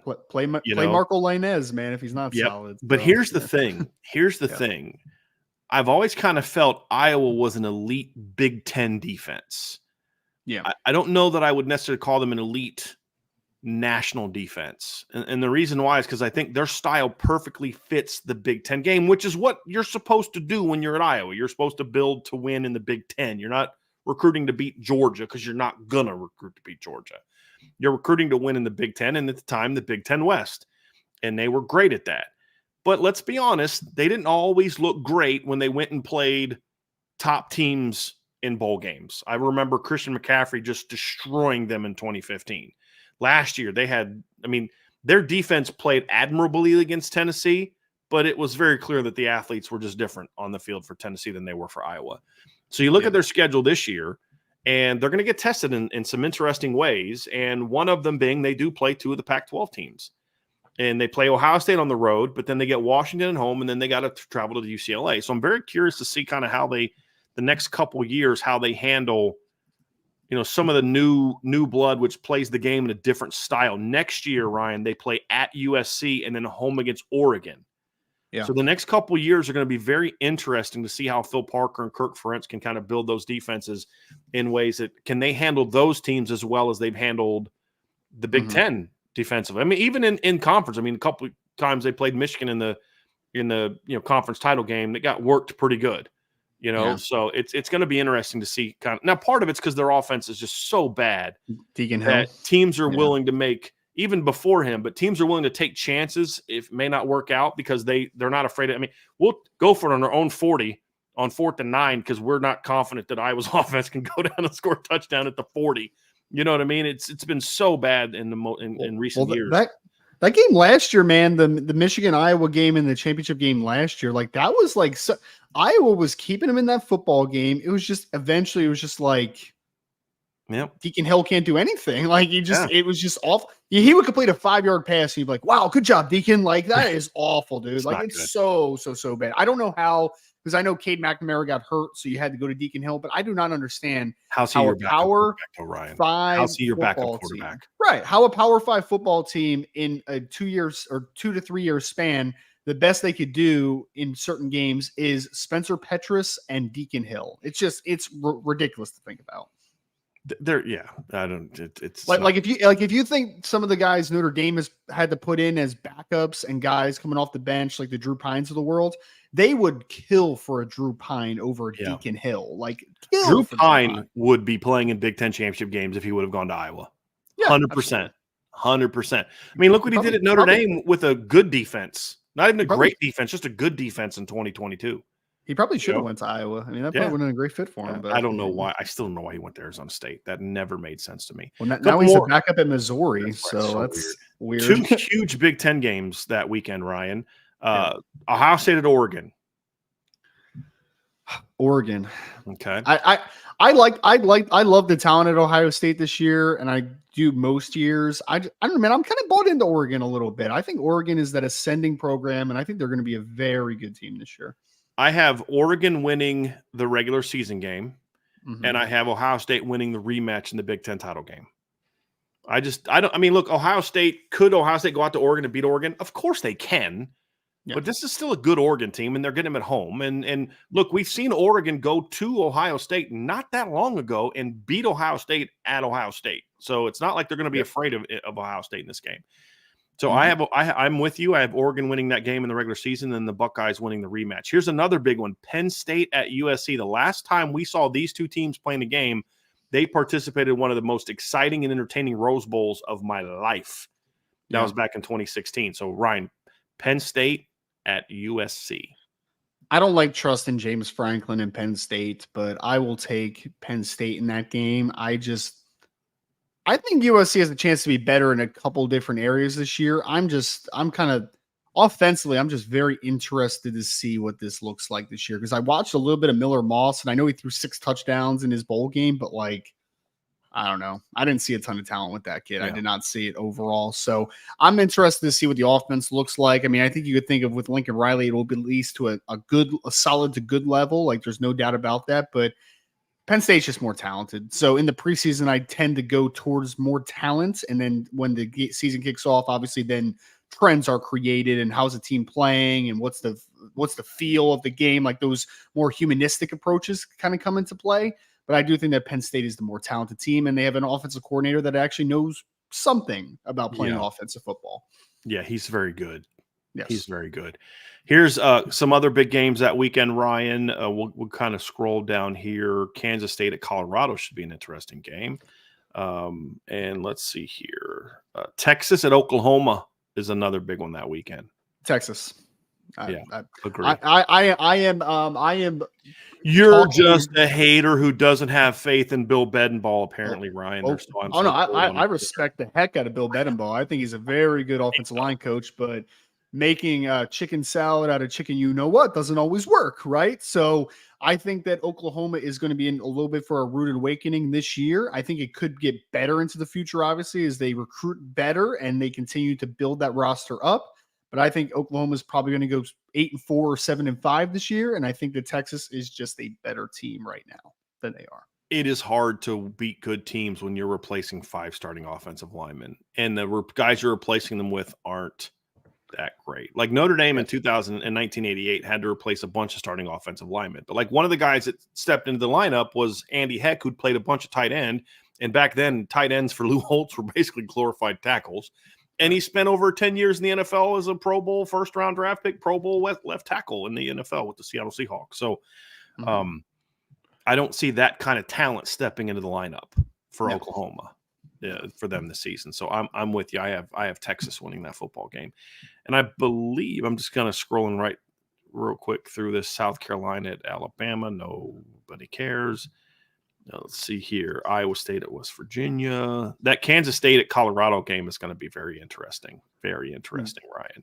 Yeah, I mean, Kansas State should win on paper, right? I mean, they're a more complete, well-built football team. But, I mean, Colorado is one of those teams that I don't think the Colorado is going to be a great team this year at all. I think they'll be a little better than they were last year. But, I mean, when you have the skill talent that they have, I mean, there's always a chance that you can out-duel a team like that, especially a team that isn't built on passing the football. I mean, I like Avery Johnson a lot as a running quarterback. I think Dylan Edwards is dynamic in space. I think that DJ Giddens is one of the more underrated running backs in college football. I think he's a really good football player, but they are built off of running the ball and establishing line of scrimmage. And when you get into a game where, oh, wow, they're scoring a little bit on us, that back and forth shootout approach, I don't know if that really lends into Kansas State's Kansas State's strengths. But overall, I would still pick Kansas State to win the football game just based upon I think they're better on both lines than Colorado is. But Colorado has a chance to make a game interesting. Here's the interesting thing about this K-State team, though, Ryan, is this is a K-State team that is not like past K-State teams in that they are going to be actually pretty dynamic athletically on offense. You talked about DJ Giddens, a really good running back, but Avery Johnson is one of the most dynamic athletes at quarterback in the country. Yeah. And then they add Dylan Edwards to the mix, who I think is going to fit a little bit better in what they're going to ask him to do at K-State than what he did at Colorado, in my opinion. Right. So that's going to be a very interesting. And I'm very high on Chris Kleiman. Like Kansas has two of the best coaches in college football, in my opinion, coaching at their institutions, in Lance Leopold and Chris Kleiman. I want to respond to something here real quick from Irish Gordy Knott. He basically said, not trying to be rude, but this sounds like a lot of spin, Brian. I didn't know what he was talking about. And then he followed up with this. He says, it sounds like he's trying to say that it's actually a good that we missed on the big three because now the staff gets to do their best work. First of all, IGK, you've been a follower here of us for how long? How often am I subtle when I make comments like that? If I thought this was a good thing, I would say, you know what? I think it's a good thing, Ryan, because I'm not in love with those three receivers, and I actually think they're going to do this. I said two things. One is they've done some of their best work in these situations. Right. That's a fact. Mm-hmm. That in no way says that I'm happy that they didn't get Dylan Robinson and Tanook Hines. I've made my opinion of Derek Meadows very clear for a long time. And so, no, I'm not heartbroken that Derek Meadows, as of today, is not going to be picking Notre Dame. But I'm very high on Dylan Robinson and very high on the need for a guy like Tanook Hines in this class at receiver. And I've never tried to say that. So with all due respect, I don't beat around the bush with things like that. If I felt that it was the best thing, I would say so. And I'm not. But you can also say, in one case, these are misses, which we have said multiple times, and then say, okay, what do they do next? So are we just supposed to sit here and say, well, they had these misses, so let's just go cry in the corner and suck our thumbs? Or say, hey, look, this is where they've done some really good work. Because what would happen in the past when they've had these misses, Ryan? They would go get some kid who can't play, or they would get no one. And that's how you get to the roster problems they've had in the past. This staff, when they miss like this, goes out and says, hey, we're going to go out and find somebody that can flat out play. Right. So those two things are not in contrast with each other. I would rather not have to go do that because you landed Dylan Robinson and Tanook Hines, or Dylan Robinson and Derek Meadows, who I'm not high on Derek Meadows, but I've said it a million times. It's always good to have a 6'6" kid that can flat out fly on your roster, because if you can coach him up and fix the issues that he has, it's a pretty darn good football player. Mm-hmm. So I would never try to spin that. But I'm also not going to act like, well, I guess all is lost. They have done great work here. That's an area where they've done great work in the past. And again, I'm not talking about Mike Brown. I'm talking about Chad Marcus and going out and finding guys in these situations. Two different things. So with all due respect, I never said it's good they missed on the big three. And I never even inferred that it was good that they missed. I said, they've missed. Now they have to go do this. The good news is that they're good at that. Mm-hmm. So they're not going to end up with nothing. They're going to find something good, but it doesn't mean that it's better. Yep. So I just want to make sure we're clear on that, because we don't spin things here. You know, like I would never do that. I would never insult your intelligence of the people in this chat by saying, oh, no, it's actually good that these two players that I've been raving about for 2 months, and Dylan Robinson and Tanook Hines, didn't actually come to Notre Dame. I've felt this way for months, Ryan, but I just didn't say it publicly. No, I think they're both outstanding players. And while I don't think Derek Meadows is a very good football player right now, I think he's a freak athlete. Yep. And as a former receivers coach, give me a 6'6" kid that runs a 4.5 flat as a sophomore, and I can do something with that. Mm-hmm. So no, in no way, shape, form, or fashion am I saying it's good that they're going to miss on those. I'm stating facts. They're going to miss on them. This is the plan they're going to have. The good news is they've been pretty good when they've been in these situations in the past. So hopefully that clears that up. Yep. So it's not like, for example, I love Logan Saldate. I would have rather not had to go that route because you lost the kid, Isaiah Canyon, who went to Georgia Tech. I would have rather not have lost him. But Heck of a job by the staff. When they did lose him, of going out and finding Logan Saldate, because the previous staff would have just lost him. Yeah. And end of story. Nobody even. And they recovered so well in that situation. Nobody even talks about Isaiah Canyon. Like literally someone brought it up the other day and I was like, I forgot that kid's name for a second. I'm like, all due respect, Isaiah Canyon. But I'm like, nobody talks about him anymore. That's right. That's right. So I just want to be clear, IGK, because I don't ever want anyone to think that I spin things. I'm not attacking you. I'm just being emphatic, because that's not what we do. And that's not at all what I was saying at all. AST with 12321 with a super chat question on the CFB 25 rating of Shedeur Sanders as the second best quarterback in college football. Mm-hmm. Do you think he is in the top 5 to 10? I'm getting cooked on X for saying not top 5. I mean, off the top of my head, he's definitely in the top 10. Like, I think that it's not a very good year for quarterbacks coming back in college football. So, I mean, I'm trying to think like through my mind, like obviously Carson Beck would be in the conversation. I think Jackson Dart would be in the conversation. Quinn Ewers, Quinn Ewers, Riley Leonard possibly in the top 10. I'd Dylan take Gabriel. That's 5 right there that I would easily take over him. Like top 5, Ryan. He's not my top 5. Top 10. I mean, you can't ignore the production. Yeah. And he look. I think the kid. I have issues with Shedeur Sanders.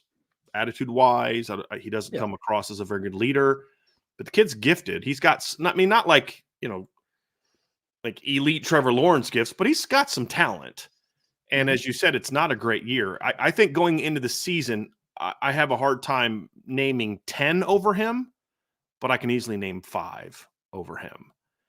So it may not be the case at the end of the year, but right now, I mean, because like you said, a lot of teams are replacing quarterbacks coming into the season. So I would have him top 10. He might be top 5. Like he might be number 5 for me, but like it's not an emphatic conversation. It's more he's in a bucket with a couple different guys, probably more than likely. Of the guys you just mentioned, so Ewers, Beck, Gabriel, Leonard. Who are a couple of the others that we were just talking about that you had mentioned as potential guys in that conversation? Cam Ward comes back. Jackson Dart comes back. Shedeur is part of that. I'm trying to think of some other guys. Of those guys, who would you bump out of the top 5 to put him in? I mean, I might start the year with him rated higher than Riley Leonard to just start the conversation, right? I mean, this has to be a little bit based on last season, and Riley Leonard is a little bit of a question mark coming back from the injury and such. So I think you could make a case for him being in there over Jackson Dart. Just because I want to see Jackson Dart be more consistent as a quarterback. But I do think Jackson late in the year started to show me some things that I like. But I personally would not have him in my top 5, but I do think he should be in the top 10. He's definitely not number 2. Oh, he's not number 2. Like, I agree with that. Not. There's a lot of hype going into I mean, they had Colorado's offense and defense in the top 20. Neither of them were in the top 20. Neither of them sniffed. You know what happened with the offense, Ryan? A lot of people stopped watching after like the 3rd game of the season. Yeah. And they just stopped watching Colorado and had no idea that Colorado's offense sucked for the last 2 months of the season. Like they watched the TCU and Nebraska games and then it's pretty much stopped watching after that. That's the only thing I can explain that I can fathom with some of the opinions that people have about their offense. They don't actually have Shiloh Sanders as a top 5 corner, do they? Because 1, he doesn't play corner. 2, he's bad. I have no idea. Did somebody say that they did? That's what IGK said, but I don't know if he was just joking or not. I saw your guy, Big Game Boomer, had him as a top 20 safety coming back in college football this year. Shiloh Sanders is a bad football player. He's not I'm sorry to say it, but he's not very good. Yeah, he's not. He's like, not. If he wanted to come to Notre Dame, I'd be like, no. Yes. I'm good. Yes. Even if he just wanted to come be a depth player, I would be like, no, I'm also still good. Yep.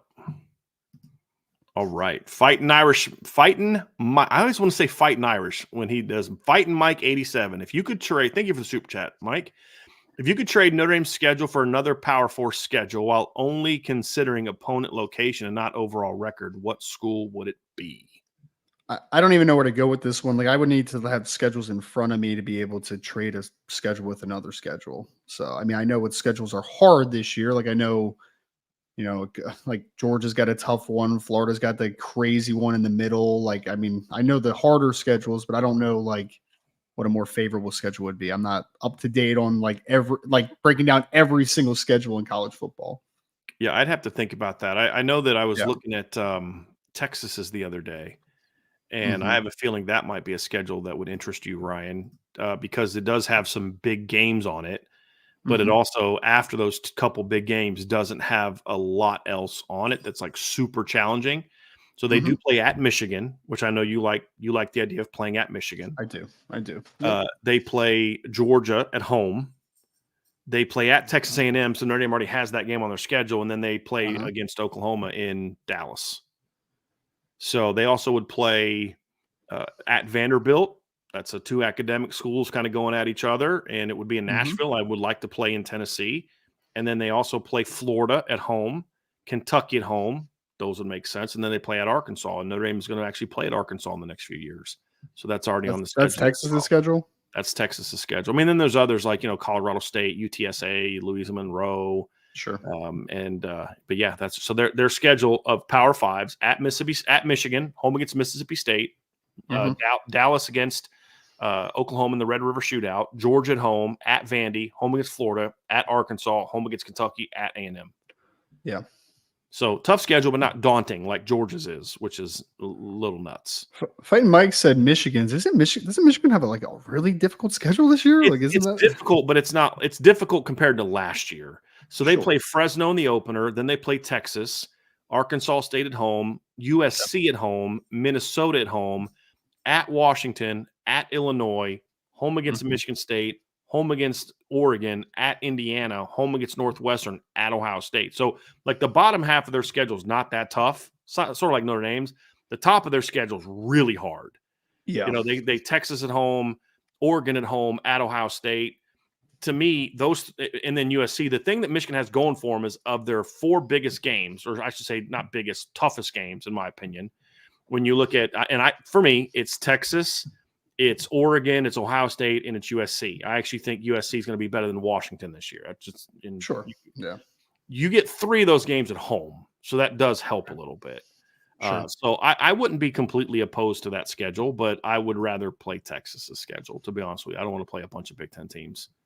So it's the reason I don't want to join the Big Ten.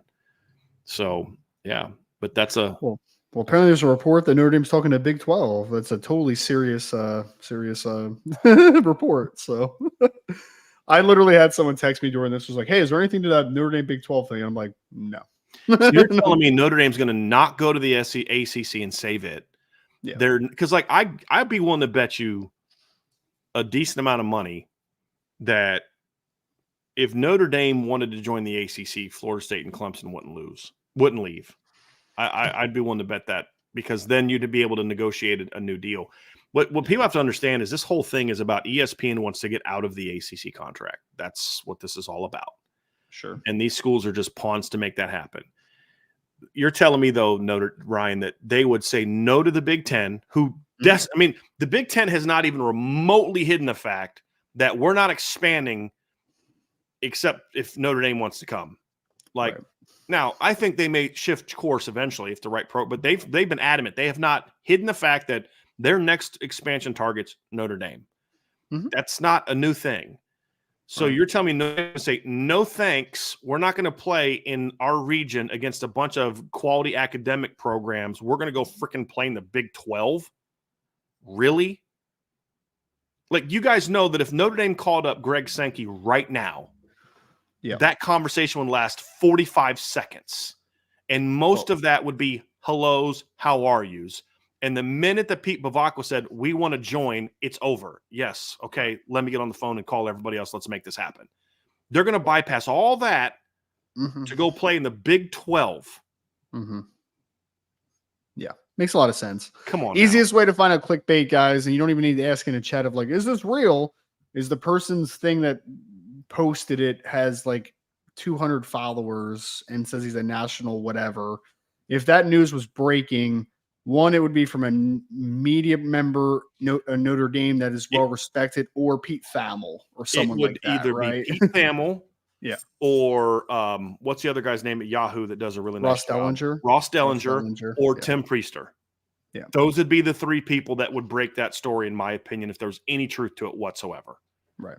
Like, if one of those three is not reporting it, I'm not listening to it. Yep. Like, I'm not. Something that big, like that big of a story, it's not going to be from a nobody you've never heard of. So, no. Yeah. Remember the Big 12 reporter that was talking about how Notre Dame was going to hire Brennan Marion as its next OC? And that same guy was talking about how Notre Dame was going to go get Ricky White from UNLV and threw a big money offer at him. So maybe we should look at Twitter a little skeptically when it comes to reporting news from people who you don't know. And I do like Ricky White. Ricky White's a very good player, but he was never coming to Notre Dame. No. That's my point. It's just the whole thing is nuts. John A1, if Cam Williams and Chris Mitchell play in all 12 games, but Williams got 45% of the snaps between the two at field, what are your assumptions of how the season went for those guys in 2024? I mean, I would assume that Cam Williams would have had a pretty nice rookie year because 45% of the snaps is a nice number for a true freshman. I mean, like that's a really good number, right? So if it's close to 50-50, I would say Cam probably had a high yard per catch average more than anything. I'm not even there to predict like how many catches he'd have, but I would say he probably averaged 16, 17 some odd yards a catch in his opportunities that he got. And I would say that Chris Mitchell, if he got 55% of the snaps, was good, but maybe not because I think that there's a reality where Chris Mitchell could be the number one receiver for this team in yardage, just basically making a lot of explosive plays. He's probably not that in this scenario, but he's probably still a good football player, obviously. They're not going to trot him out for 55% of the snaps if he's not playing well or he's not doing well. But if Cam's doing that, that means that he is making some plays, at least probably some explosive plays. So I would say high yard per catch average for Cam, more than likely, if he's playing that percent of his snaps. And Chris Mitchell's probably good, but not like star level that some people think that maybe he could be if he has that type of year. I think you nailed it, Ryan. Chris Mitchell's going to be pretty good for Notre Dame. Pretty good player. Not elite. I don't expect him to repeat the numbers he'd put up at FIU, but he's going to be a good football player. If Cam Williams basically gets into a borderline 50-50 split with him, it means Cam had a phenomenal fall camp. With the 6-year senior? Yes. Yes. That just had 1,100 yards last year in college football. Yep. And he's really fast. Exactly. Yep. Exactly. That would be a very good sign. Real quick question, super chat down here from Mark Krogan. It says, got a study. Is there an available depth chart? So Mark, I have not updated the depth chart since May. I did put a post-spring depth chart put it in the chat below, so you can click on the links below. I have an offensive and a defensive one.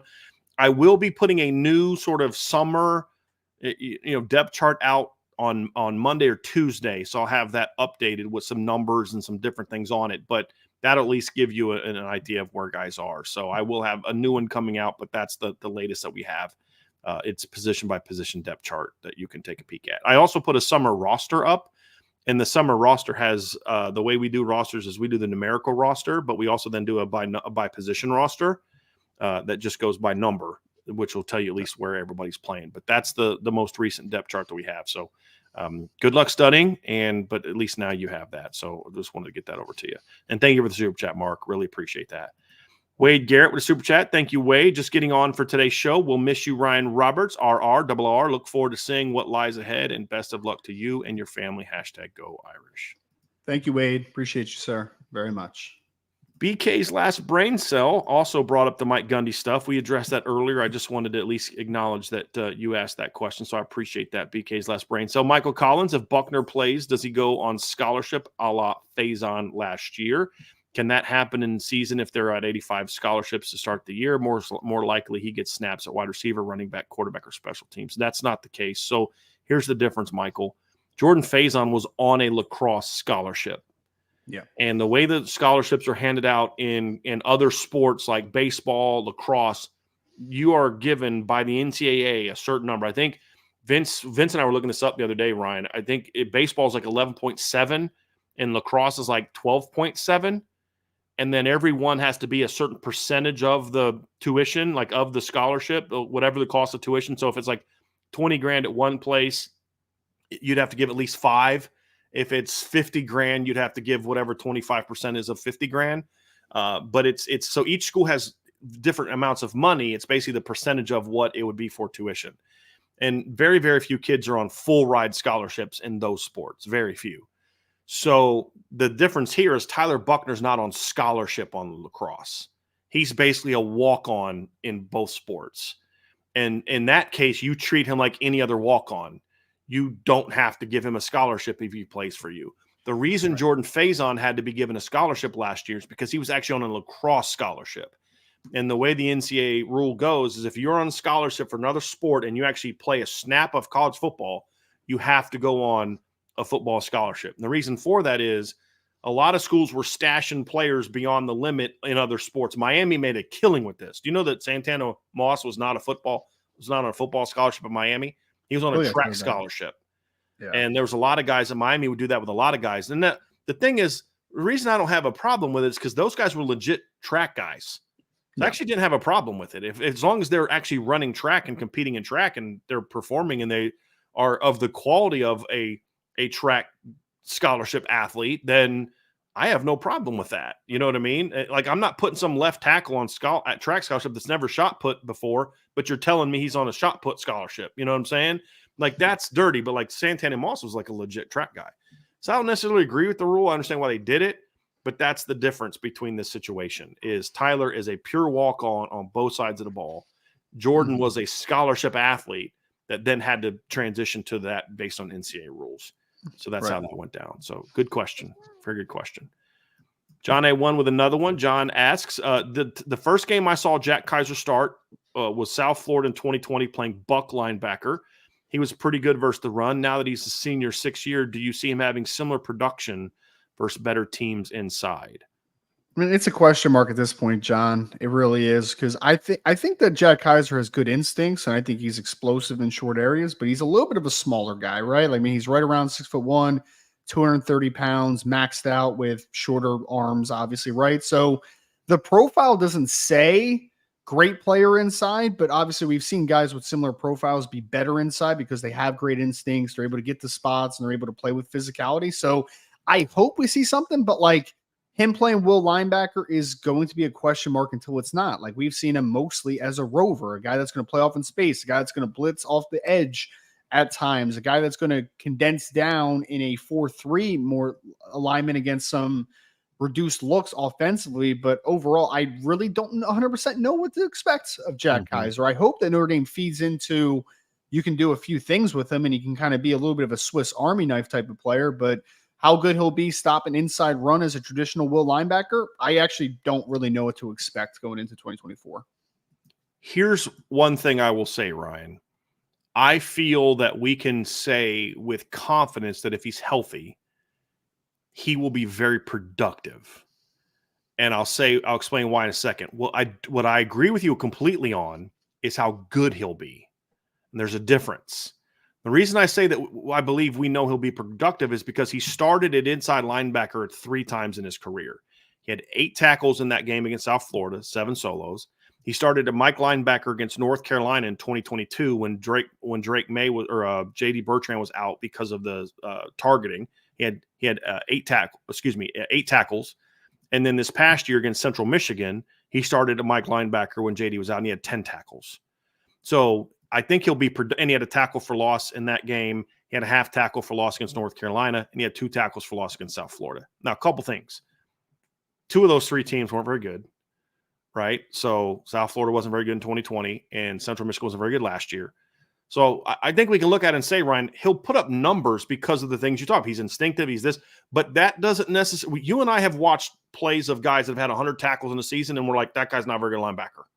Right? I mean, that's just the production doesn't equal you're a championship caliber linebacker. I think that's my question is, will he be able to be a difference, like an impact player, a guy that you look at and say, you're a really good run defense because he's a great will. I don't know how we can know that. And there's some things that Ryan talked about that lead to me thinking he's got a chance to be pretty good. He's a more dynamic athlete than JD or Marist. He's got more just raw speed than JD or Marist, and he's tons of experience, right? He's going into year 3 of this defense. Being a rover, he has to bump inside at times. But there's a couple things that are really big hangups for me that make me question just how good he'll be. And it's also what you mentioned, Ryan. It's the lack of length, which was part of the problem for JD, right? And Drew White, really good football players, really smart, really athletic, but against the better teams in the schedule, they would struggle at times because they would just get engulfed by much bigger and longer athletes. And at the end of the day, that's what matters. I don't care if he averages 10 tackles for loss and against 9 of the teams on the schedule. I care about what he does against Texas A&M. I care about what he does against Florida State, and I care what he does against USC. That's what I care about. And that's where I don't know if he'll be, good enough. I'm optimistic, but we got to see it. We got to see it. But, he's going to be productive. I am confident that as long as he can stay healthy, just because of what we've seen from him when he has to start inside. But I don't know. I mean, because he had 10 tackles against Central Michigan. I don't think either one of us thought he necessarily played overly well in that game. Yeah. Right. But he's had 10 tackles. That's what I'm saying. Like, production doesn't equal impact. I've seen guys rack up 15 tackles in games where they gave up 250 yards rushing. You know what I mean? Like, it doesn't mean that you're good. It just means you're productive. Yep. So I hope that clears that one up a little bit. Good question, John. Another one from John. I believe the pass rush using the outside track on the edge is going to look night and day from last year. Does IB agree? If Notre Dame's defense wants to take the next jump, I think that's the missing ingredient that they've been lacking. Like, they've been really good in coverage. They've had mostly really good safety play for the most part. They've been better at linebacker, especially this past year.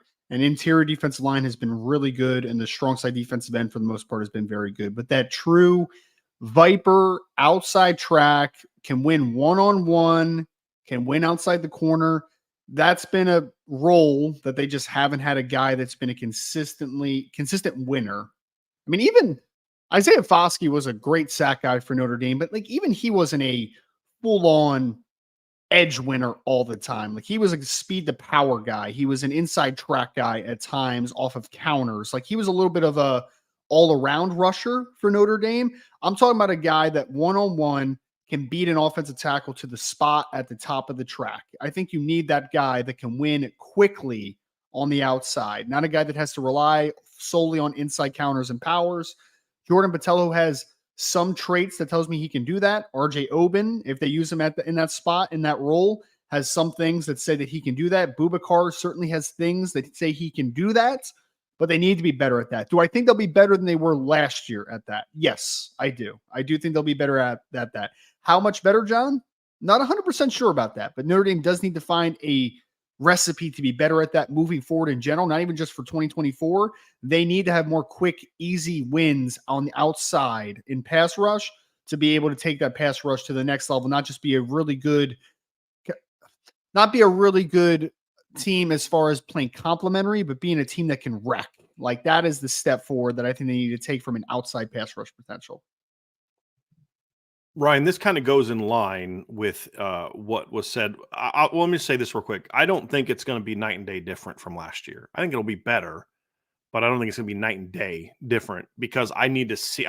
Ryan, I'm very much in show me mode. I've been saying this all summer. I'm in show me mode with certain things because we've fallen into this trap in the past, right? Jordan Botelho has the great bowl game, and you and I watched him live just be great right in front of us in Syracuse, right? Mm-hmm. I mean, and it's like, okay, I'm not falling into that trap anymore. I need to see it now. We needed to see it with Marist. And although Marist was far from perfect, he was much better last year. But we spent all summer saying, look, I'm not believing anything from Marist. He's got to show it to me now. Same thing with the pass rush.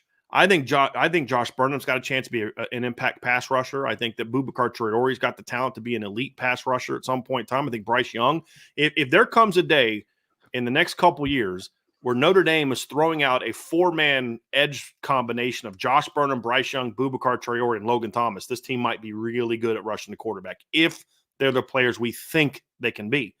But none of those 4 guys have shown it in the college level to the degree that's going to make me be excited. And although I think RJ Oben is coming into Notre Dame as a better player than Javonte Jean-Baptiste was, he was not an elite pass rusher. And so I just need to see it. But I do think it'll be better. This is, speaking of RJ Oben, Ryan, this is a question that we just got that I wanted to bring up now because it kind of fits with this. And I know you've watched a lot of RJ Oben over the years. Brando Rosendahl, thank you, Brando. What does a successful season from RJ Oben look like stat-wise? Stat wise, look, he's a guy that is much different than Javonte Jean-Baptiste. Javonte ended up being a really good run defender and just a really tenacious pass rusher that would capitalize off of coverage a lot more than he would with quick wins. Like he was more of a power based rusher. RJ is more of an outside track guy. He's a guy that can win around the arc a little bit more. So I think a successful season would be a little bit more sack oriented than what Javonte was. Javonte had like 5, which was a good number for him with what he did when you throw in the fact that he was doing the little things really well.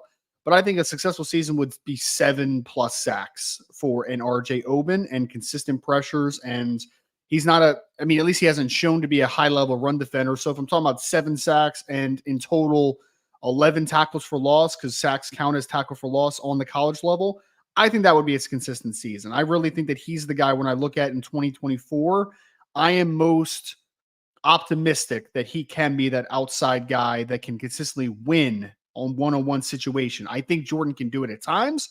I think Boubacar can do it if he's ready to do it. I think that Logan Thomas eventually will be able to do that.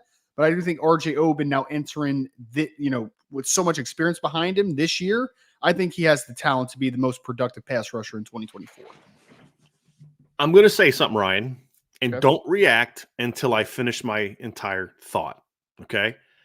I could see a scenario in which RJ Oben's numbers in the pass game look almost identical to Javonte's from this past season. And we look at him as a better player. And here's why I say that. Last year, Javonte dominated that position reps-wise. He had over 300 pass rush snaps. The number 2 at that position, Nana, had 110. So I could see I could see RJ having 50 to 75 fewer pass game snaps and equaling the production. And when I mean production, I mean sacks plus, 30 plus hurries. Right. But I think there might be a bit more of a position split than what we saw last year. Does that make sense? To where his numbers look the same, but his impact and his threat as a pass rusher is more dynamic because he doesn't play as much. Because now instead of Javonte and Nana, you have RJ and Josh Burnham and Bryce Young. Mm-hmm. So that's kind of where I'm coming from, right? I think he'll produce more than Javonte. Right. I'm simply preparing for the potential that he won't produce much more if he does, or even more, because the snaps won't be there. The per snap production will be what will be glaringly different. Perfect example is Jack Kaiser. Jack Kaiser's overall numbers last year pale in comparison to J.D. Bertrand and Maris Leofau. But his per snap production last year was better than all of them. And when you look at like his tackles per snap played, his disruptions per snap. I mean, he tied J.D. Bertrand in solo tackles last year. Jack Kaiser did. J.D. played 647 snaps. Jack played 354. Right. You know what I'm saying? So, if the numbers are equal, which it's a chance, it'll be because of that. It'll be because there was more of a snaps split than what we saw from Javonte and Nana this season. That's where we're from. Yeah, I mean, it's possible. The one thing that I would say, though, is I think that this 2024 team defensively could look a little bit different in the respect of Benjamin Morrison coming back from the injury, exact timeline of that, right? I mean, we're expecting him to be back healthy game 1, but who knows? Things happen, right? With him being a little banged up, with you now having a new starting corner, Christian Gray is super talented, but he's not nearly as experienced as Cam Hart, obviously. You have a new nickel. And then, although DJ Brown was not a stellar player for Notre Dame, he was a player that didn't give up a ton because he was usually in the right spot. So I do think there's a world where coverage is still very good, but not quite as good as it was last year, where I say last year, get solid amount of pressures and good production in that area and let your guys cover because they can for a very long time comparative to most teams.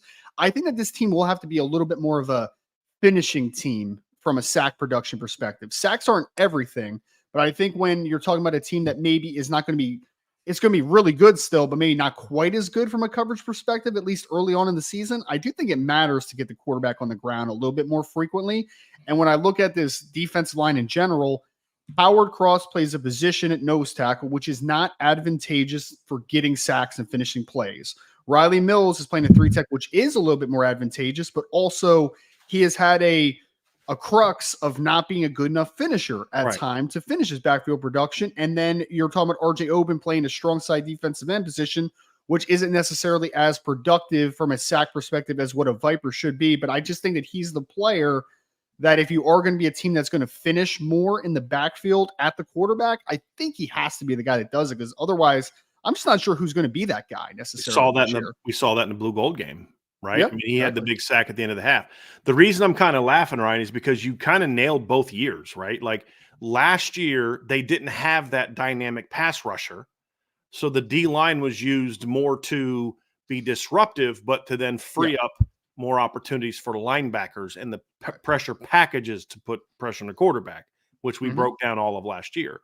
Actually, I talked about this in the show yesterday, where one of the big things that I talked about when it comes to finishing or to being a better run defense is you got to finish better on the first level at the ball. That's also true in the pass game. But they did that last year because they had elite cover guys and because they didn't have great passers. They kind of had to play it the way that they played it. I think you're spot on this year. I do think you have some legitimate questions about, and I don't even if Benjamin Morrison was coming back healthy, it's going to look different in your first game together. Rod Hurd's still playing his first game in this defense. Jordan Clark's still playing his first game in this defense. Christian Graywood or Jaden Mickey are really their first high leverage starts of their career. I know that they were basically starters in the bowl game, but that's a different situation than what they're facing now. And so I do think there's merit to, as you were saying, heat them up a little bit, maybe more than you did last year. And that includes your front four, because you have potential. And this is exactly what it kind of leads into the point I was making. You actually have more guys that bring pass rushing ability to the defense this year that you didn't necessarily have last year. Javonte's a better natural pass rusher RJ's a better natural pass rusher than Javonte, which you and I have broken down going back to when they landed him. Josh Burnham is a much more natural pass rusher, bless you, than what Nana was. And then you throw in Bryce Young, and I would argue Boubacar Traore brings a whole lot more pass rushing potential than what Junior Tuihalamaka did. Sure. So Al Golden showed last year he's very smart in, hey, this is what my talent is. I'm gonna mold my system to fit the strengths of my team. I think the fact that you also have a little bit more dynamic athleticism at linebacker than you had last year, including a very unique weapon at nickel in Jaden Alsbury that maybe you didn't know you didn't necessarily have in Jack Kaiser last year, who played the game a little bit differently. I do think there's merit to saying, hey, you're going to have to create pressure this year early on a little bit more than you did last year, where it was, be disruptive, but you could cover so well that you could maybe not hit home on some pressures and you're going to be okay.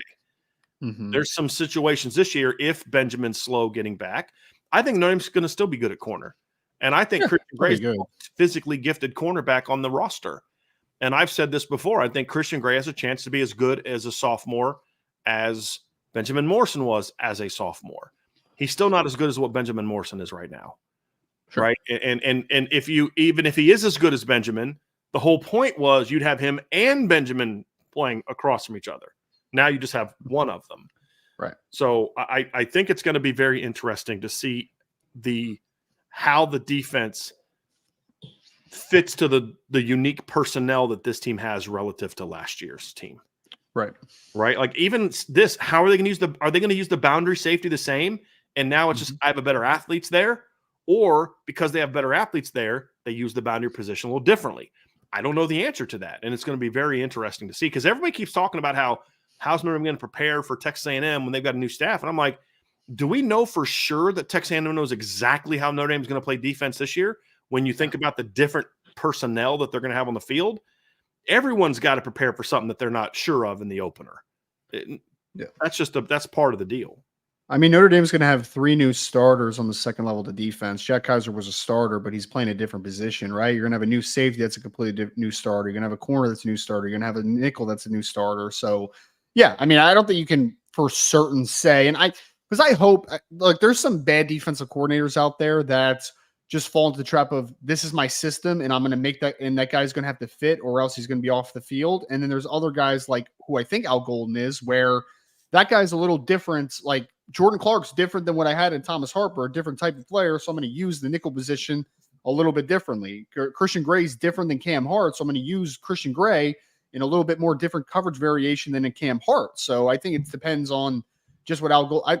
I'm excited to see year 3 under Al Golden because I really think that there's going to be it's going to look different than last year, and it could be a big positive for it looking different because I think he understands how to utilize his guys properly. So I'm excited for that. Bill Simeon with a super chat. Thank you, Bill. What do you make of Will Black being elevated to number 2 overall by On3? I think Will Black has a lot of tools that are big time upside. I mean, he's got 34+ inch arms. He's 6'7" and some change and weighed in at around 284, 285 pounds. He's got a really easy frame too, where like he's going to play at 315 pretty easy early on in his Notre Dame career more than anything. He also ran supposedly in the 4.9s at his size, which is a ridiculous number. So, I mean, he has all the variables. And so I think that On3, Charles Power is banking on the upside of Will Black, right? Like he's also a kid that's only played high school football for a year in the States and only a couple years overall after transitioning from being a hockey player, basketball player. So he's still raw to the football position, which I think when you're talking about upside, you can project a little bit more favorably. He has all the tools to be a really good player. Do I think that he's a number 2 player overall in the 2025 class right now? No, I don't. I think that Will is very good, though. I think he has high upside to the position without question, but I do think that On3 is banking on the upside of Will Black right now.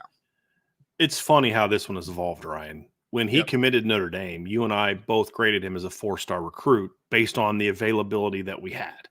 And I have him as a 4-star top 250 player right now. And the thing is, I can't change that because I'm not going to change a kid's grade because of what he did in shorts and a t-shirt. And there's just not a lot of film available of Will. That's where I'm at. So until I get more film, it's hard for me to say they're wrong or they're right. I could just say all I've really seen is highlights of Will. And it's hard for me to make an emphatic, boy, that's a top 100 guy off highlights. They're making their analysis off, I assume, film. And then that was the initial ranking. And now he's going up even more because of what he did at their On3 event with the measurements and what he ran and all. And that's fine. That's fair.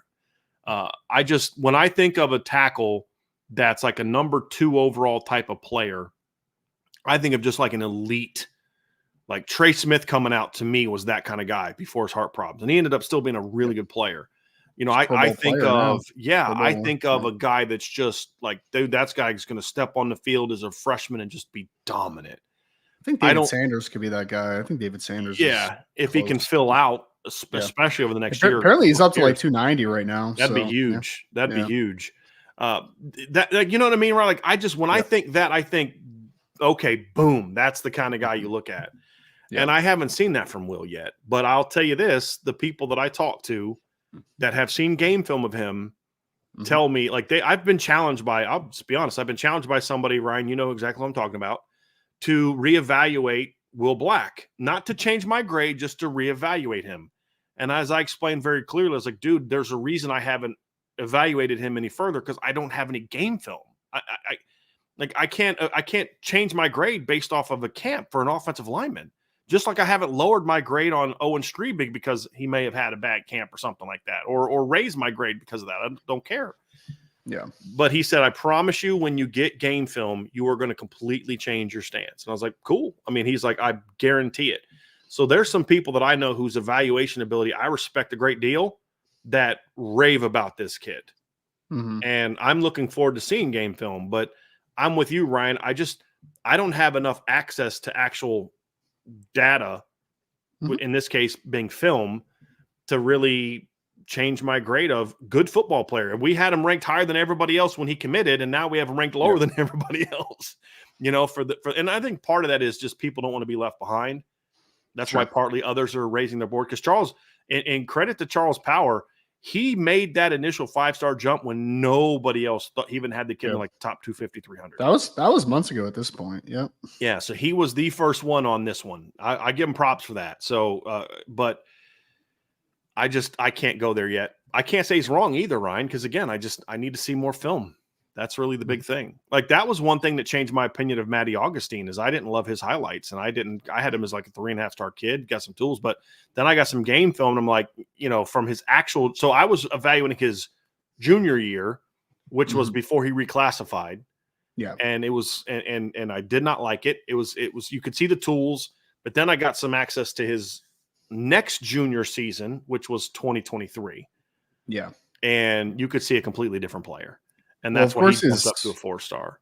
In his huddle highlights, it's very confusing because he labels them both as his junior year. It was like, Matty, yes, at least put junior season 2 or something, man. Like put something else there. Yep, absolutely. Like new junior season or something. Yeah. Right. But yeah, look, well, I'll say this though, it is perception wise good for Notre Dame. Oh, that's great. I mean, if you're trying to recruit, you're trying to hang on to Deuce Knight, who I shouldn't even say that because people are going to like freak out. You're trying to, hang on to Noah Grubbs. You're trying to land top players. You're trying to land top running backs in 26. Hey, man, you're going to run behind the best offensive lineman in high school football. You know what I mean? Like that's the selling point. You know what I mean? Like there you go. And you got 3 of them. Yeah, you got 3 giants. And you signed a 5-star the year before and a 5-star the year before that in Charles Jagasaw. So certainly helps. I'm very interested to see how the 3-man class in 2025 figures positionally on the next level. Because there's a couple different combinations that could potentially happen. I mean, if you're trying to get all 3 of them on the field potentially at the same time at some point in their careers, is Matty the guard? Is Will the guard? Owen's really tall, so I don't know if he could even play guard potentially. Like it's just gonna be fascinating to watch. Multiple of them move to guard. Like if they're good early on, let's say that 2 of those guys are ready to play as redshirt freshmen. There's a possibility that if you want to play as a redshirt freshman, you're not going to be playing tackle because that's going to be Charles Jagasaw and Gerby Lambert, right? So I mean, those are all interesting. Or is one of those guys so good at tackle that you're like, okay, we're going to move that guy to left tackle. We're going to kick Charles inside. And he's going to become the next Quentin Nelson at guard. You know what I mean? Like that. It's going to be inside and play right tackle. Yeah, right. Exactly. It's going to be very interesting. I am very curious to see what Gerby Lambert's actual length is because some of the stuff I'm being told by people I trust is like 35-inch arms. I'm not sure. I mean, that's freaking long. I can believe it. I can believe it. He looks really long. I mean, Charles is probably 34 plus as well. So I mean, they're both super long. Yeah. Joe Allen, Georgia continues to have off-the-field problems with their players. Do you think it's a cultural problem or an accountability issue? Can I just say one thing real quick, Ryan? I think those two things go hand in hand. They do. If you have an accountability issue, you're going to have a cultural issue in your program because that's what leads to the cultural issues is a lack of accountability. Right. I think generally speaking that when you recruit to the level Georgia does, there are some red flags that you choose to ignore because of the talent that you are acquiring, right? So I just think it's a cultural issue for sure. But I would say it this way, Joe. I'm not sure Georgia cares that much, to be honest. Nor do their fans, sadly. Because ultimately, if a kid makes a mistake, he gets himself kicked off a football team, whatever it is, you know what they're going to do? They're going to go get a kid that's just as talented as that kid was. I mean, that's the level of recruiting that they're doing right now. And I mean, they're rolling right now. I mean, they have the name profile behind them. They have the recruiting rankings behind them. Georgia is a great program as of right now. So unfortunately, I'm not taking a shot at Kirby Smart here because I don't know Kirby as a person, but I do think based upon the actions being a consistent problem in Athens, I tend to believe that they probably overlook a lot. I just think that's where we are. I'll take a shot. I think when you value winning over everything else, it is very hard to then create a culture of accountability in life. Because then when you recruit the way that they do, because they don't recruit for character. They don't. No. They recruit for you're an elite athlete and an elite player, and we want to win a lot of games. And when you recruit as the cool guy, that's how he recruits, the cool guy. Then you're gonna become a disciplinarian when they arrive? No. It's like that's partly what happened with Urban Meyer at both Florida and Ohio State. He sold NFL, NFL, NFL, NFL, NFL, NFL in a way that when guys would come there, they were coming there for that and not winning. Whereas the way Nick Saban sold the NFL was if you buy into the process, the NFL will be a byproduct. And if you want to know why I say that, look what I've been doing for the last 2 decades at LSU, Michigan State, LSU, and now Alabama. So Nick Saban could get a level of buy-in over a long period of time where Urban Meyer was kind of like a shooting star at the places he was at. Early on, it was special. But then the longer he was there, the more cultural problems arose, and that was often his downfall. That was his downfall at Ohio State. That was his downfall at Florida. Yeah. Right? Because he was recruiting these great classes, but he was selling your star, your star, your star, your star, NFL, NFL, NFL, NFL. And he would give lip service to a lot of that other stuff that was at the heart of how Nick Saban ran his program. So, yes, Nick Saban had his fair share of issues as well. You know who else has? Notre Dame. Every program is going to have kids that cross the line from either an academic standpoint, an on-campus doing things proper on campus, or a flat-out criminal element. And if you're willing to sacrifice that for a really good player to win football games, then guess what? It's going to happen more and more and more and more. And the fact that, a young man lost his life and that's still an issue at Georgia, it's kind of scary and problematic to me. And the fact but here's the thing, right? Their fans don't care.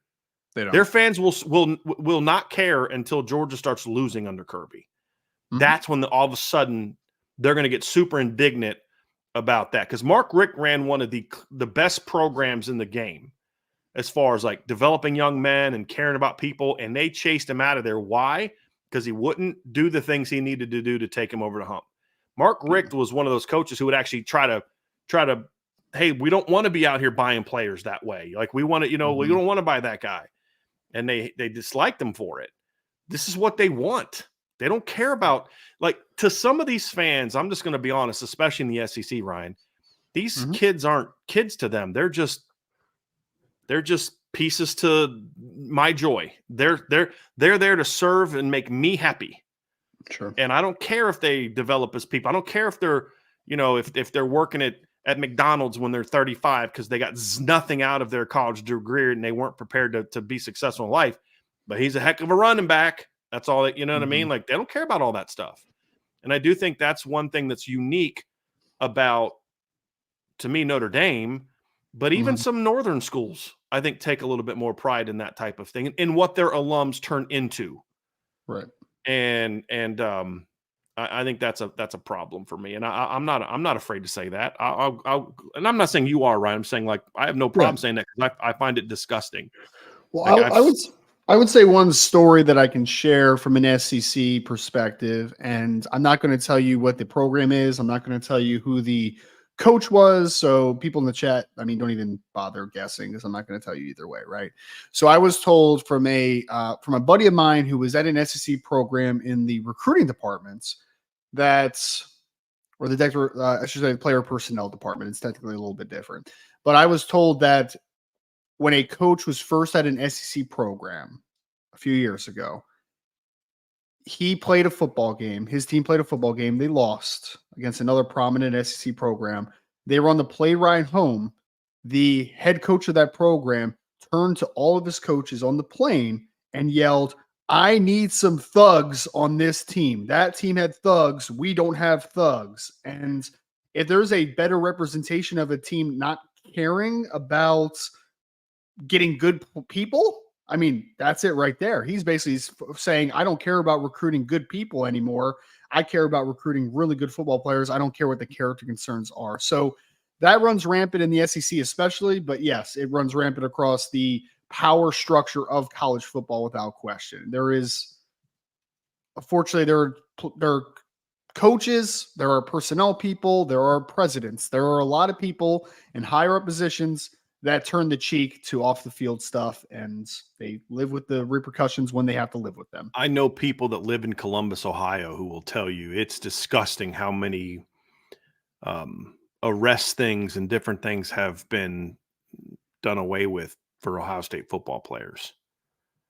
Like, is that really worth it? What message are you sending? And you're saying I have a friend of mine who sent me like 5 or 6 stories of former Ohio State players recently, like within the last 10 years that are getting arrested for this and the rest of it. I'm like, well, that was promoted. You were allowed to get away. I mean, it wasn't promoted like they were like, hey, go steal something, but it was like, I don't care. You know what I mean? Like, hey, he's a really good football player. We don't care. Who was the Ohio State corner that got drafted by the Raiders that had all the off the field issues after Damon Arnett. The Raiders? Damon Arnett. Like, you're telling me Damon Arnett didn't have any off the field concerns before he got to the Raiders? All right, exactly, exactly. Right. It's sad, and there's way too much of that. And that's not new. That's been going on in the SEC for decades. Oh, yeah. I mean, it's always been true. So it's yeah, we'll see. All right, we had a question or a comment down here, Ryan, that I wanted to bring up here real quick. And from Michael Rockford. Michael said, going to miss you, Ryan, for sure. Best of luck. Drop in IB whenever you can. You always add value here. Thank you. Thank you, he's Michael. not wrong.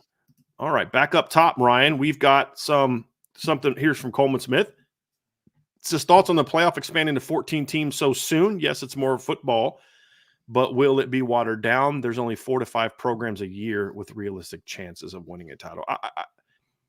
I'll let you start on that one, Ryan, because I definitely have a opinion on this one.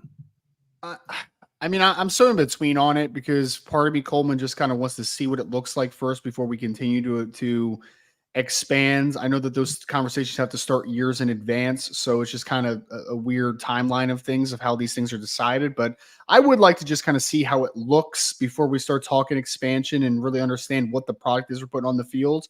I will say this, with the transfer portal the way it is, the money now being a little bit more loosely put around in certain programs, I do think parity is going to increase in college football, at least on the top. So I think that while you might be right that there have traditionally been 4 to 5 teams that are more of teams that can win a championship, I do think that could change. I think that we could get a little bit to a higher level as far as on a year-to-year perspective.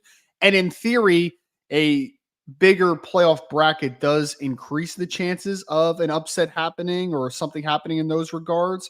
But I would like just overall, I would just like to see what it looks like before we keep talking about expansion. Because, I mean, we just rush so quickly. It would just be nice to see what the structure overall does look like.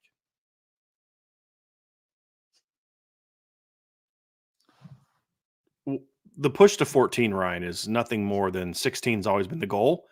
And they're just gradually getting us there. That's really what it boils down to. My personal stance is I'm exactly where you are when it comes to the 14. I want to see what it looks like at 12 first. If it's like super competitive early and there's like a bunch of 12 and 11 upsets and a number 12 or number 11 makes a run to the semifinal, like, okay, well, let's maybe add a couple more teams, because I'm more, and I hate the reason why I'm here, I'm more open to an expanded playoff in the current era. I don't like it, but it's where we are, to your point, because I look at this year, for example, and everybody's, the 3 best teams are Texas, Ohio State, and Georgia. Okay. We can go there, but there's a lot of teams from 4 to 12 that I think can beat those teams. I don't think those teams are Georgia 2021, much less LSU 19 or Clemson 18 or something like that. Like, because I think you're seeing a team like Ole Miss is a lot more potentially, they got to prove it, but they're a lot more formidable from a roster standpoint right now because of the portal. Yeah. Oregon is a lot more formidable right now after the losses they had because of the portal. Mm-hmm. There's a lot more teams that can say, hey, look, we had some losses, but we went in the portal and just revamped our Notre Dame is a lot more formidable right now because of the portal. Imagine where Notre Dame would be right now with their roster if they couldn't have gone to the portal the last couple years for guys because of poor recruiting that happened pre-Marcus Freeman, quarterback being the primary one, defensive end being another. Where would Notre Dame have been last year if Javonte Jean-Baptiste doesn't transfer to Notre Dame? Right? Where would where would they have been at nickel if Thomas Harper doesn't transfer in? And Clarence Lewis has to be your nickel the whole year, right? I mean, so the portal has made teams like that able to reload in ways that they couldn't normally do from high school recruiting, or newer coaches inherited rosters with major flaws, and they were able to replace them a little quicker. So I just feel like the portal has made it to where there are still the top teams, like they're still the best teams out there.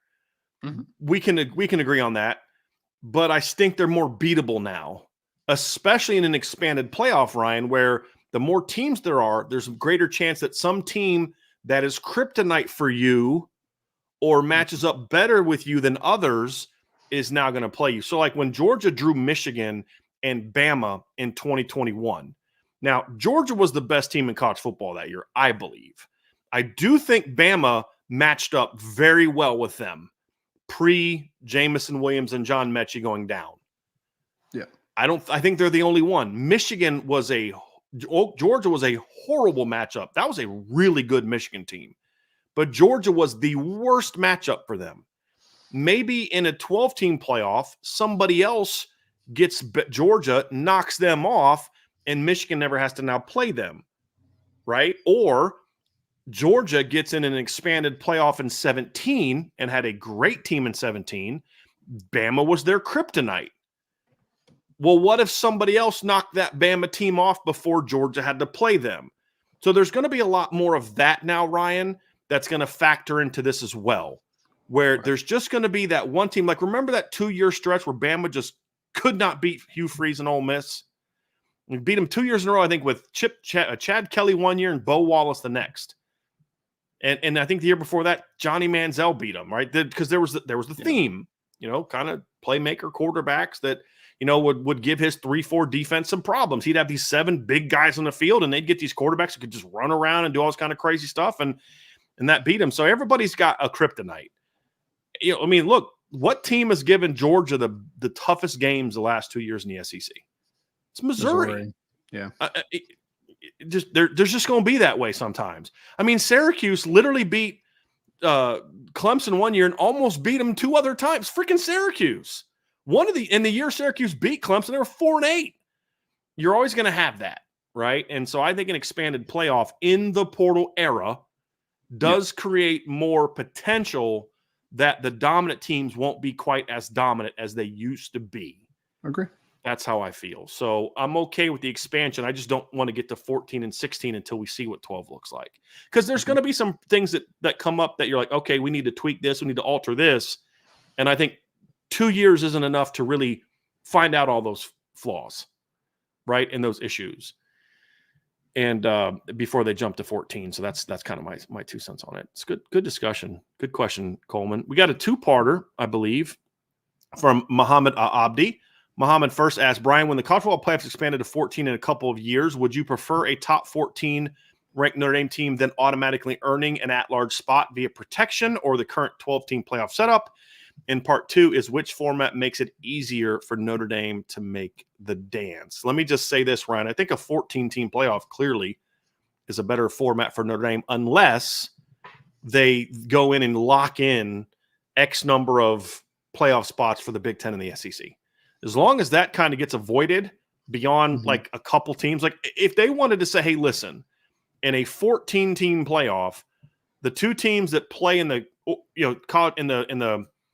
in the title game for the SEC and Big Ten both get automatic bids. Okay, fine. My question would be then why the hell are we playing the championship games? If they're both going to get automatic bids, what's the point of playing a championship game? Well, this will go to the bye. Oh, okay, whatever. That's fine. But as long as they don't lock in like 6 spots are locked into the 2 leagues, and then there's one for the ACC and one for the Big 12 and one for the Group of 5. Now there's actually fewer spots for at-larges. So as long as that's not the case, 14 teams certainly gives Notre Dame a better opportunity, in my opinion. So I don't know that I would like there to be any sort of automatic thing for Notre Dame. To me, I don't know how you could make that happen. The top independent. Yeah. So, but I'm also, I'm totally fine with Notre Dame not getting an a bye. I said, I was not a fan of that at first, but I quickly kind of came around on that, and Vince had some very good arguments, and it makes a lot of sense. So as long as Notre Dame can get in and get the highest seed of the non-buys, I'm fine with that. And no matter what the format is, you should never go beyond 4 teams getting a bye. in my opinion. That they may do less. I mean, in the 14-team playoff, you may have a scenario where only 2 teams get buys. I mean, and then you have 6 first-round games, because you can end up doing 4, and then you have 5 games. I mean, they could go a lot of different ways with it, Ryan. But I'm okay with Notre Dame not getting a bye because, again, if they're good enough, then their first couple round matchups are going to be very favorable anyway. And we were having this debate the other day, Ryan. I'll get your thoughts on this. So, you have this group of Notre Dame fans. A lot of thoughts. Yeah. Yes, you have lots of thoughts. No, I'm just listening. Yeah. A lot of Notre Dame fans are still in this universe of we need to join the Big Ten so we can get or conference so we can get an automatic bid. Mm-hmm. And my answer is I don't think you guys have thought this through because right now Notre Dame's option is this. If you're undefeated, your choice is this: join the Big Ten, go undefeated. And then you have to play Ohio State or Oregon or Michigan or Penn State or a rematch with USC or stay independent. You don't have to play a team like that in the conference title game. And your first postseason game, instead of it being Ohio State, Oregon, or whatever, is the 12 seed in the playoff. And then your next opponent is the worst of the conference champions. How is that a better path? How is joining the conference so you can get a bye? Because your bye is conference championship weekend, and now you have to go even longer without playing a game. It just doesn't make sense to me that some people still think that that's the best path for Notre Dame. Yeah, I mean, I think that they hear top 4, and that just kind of is the buzz for them, right? Notre Dame can make a top 4 seed, and that'll be easier when – in reality, when you really break it down, it's not necessarily the easiest path. It's more games. It's, the tie-in. I mean, that's even just assuming they win they win the conference, right? I mean, because then you're going to get into the conversation of if you don't win the conference, then, I mean, obviously you still have a chance to make the team if you're one of the teams that earns it, right? Kind of the outrights. But I mean, there's just so much. That's why I just want to see what 12 looks like, and then we can take it from there because we know all the theoretical implications to the 12 team, but it would also be nice to just see how things play out a little bit, right? It's as simple as, because the year to year could be different, but how many teams from a particular conference do get in? Can I get a little bit of data on how this actually looks before we kind of change things around and format it differently? I would just like a little bit of data points. Agree.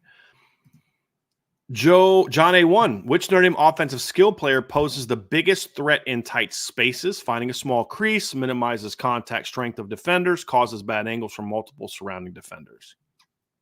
Short space guy. I would say Jordan Faison does a lot of great things in short spaces, even though he's a little bit more of a different slot. I do think that Jaden Greathouse does some good things in short spaces. I also think that Jeremiah Love's not necessarily shake you both ways all the time, but he is a guy that he can dead leg you and get you kind of working laterally one way or the other and then explode into the crease. But if I had to say who's the most creative player in space right now, I'd probably say Jordan Faison, I guess. I think Jordan Faison has some moves, man. I mean, what was the game last year? Was it the bowl game or was it one before that where he was out in space and he just made, he took someone's ankles really bad in that game, I think he ran a pivot.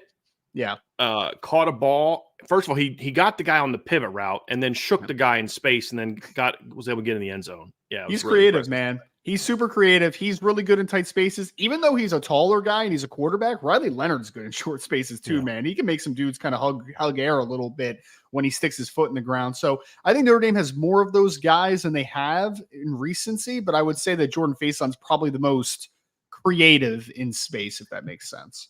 I was going to add that, Ryan, that this is what I like about this team is there's a lot. You didn't even mention Jaden Harrison, who was a first-team All-American kick returner from the year before, who has some after-the-catch ability as well. Riley Leonard is the epitome of you and I have had a lot of interesting conversations about tags that people use to define players that aren't accurate, but it has to do with things that have actually nothing to do with it. So a quarterback of a certain skin tone, a wide receiver or running back of a certain skin tone, there's things automatically assigned to them that's not accurate or that shouldn't be. Yeah. And so one word you often hear is deceptively fast, portrayed to certain types of players. Sneaky athletic. Riley Leonard is actually that. Yeah. He actually is that because Yeah. He's so smooth, Ryan. Like I was watching the touchdown run against Clemson the other day, and I'm like, he doesn't look like he's running that fast. Like he doesn't look fast, but he's pulling away from Nate Wiggins and some guys in this Clemson secondary. Nate Wiggins ran like 4.28 at the combine. Exactly. So like he is actually a guy that doesn't look as athletic as he is because he's long. He's got really long legs. He's built like a basketball player. He was a basketball player. He's a long-legged kid. He actually doesn't look as athletic as he actually is. And then next thing you know, he's shaking somebody. Have you seen the touchdown run that he had against Clemson from behind? Because the cut he makes to get free looks so much sharper on the wide cut or the tight cut from behind than it does on the TV cut. And you just see it there. It's just that suddenness. He does define that. And I think you nailed it. He is a very make you miss kind of guy. Ask Benjamin Morrison about that because he embarrassed him in space last year as well. I think I mentioned this, but last year when the scouts came through, when he was at Duke, he ran 4.52 in the 40, right? So like he's legitimately maybe the most straight line fast quarterback Notre Dame has had in a few years, man. Like it's been a little bit of time. I mean, like Wimbush could run well in a straight line. There's been some, but guys he was more of a that 4.6. well. Malik was more of a 4.6. Deshaun was a 4.7. Yeah. They were very good athletes. They were more quick and sudden than they were fast. And Tyler's probably like 4.6 something as well. Like he's probably in similar ballpark-ish somewhere also, in there. Really explosive athlete. Like Jordan Faison's that way, Ryan. He's not and I've been told this from people in Notre Dame. Like if you actually knew what Jordan Faison's 40 time was, you'd be like, oh, I thought he's faster than that. It's like in the mid to high 4.5s. Yeah. But he's so quick. And then he gets to full speed, like step one, that you think he's faster than he is. And that's the interesting about Riley Leonard is he is really, truly the definition of a deceptively fast, deceptively athletic guy because of just how smooth and lumbering he looks, but he's moving. Yes. I would argue he's their fastest quarterback probably since, if that time is correct. Yep.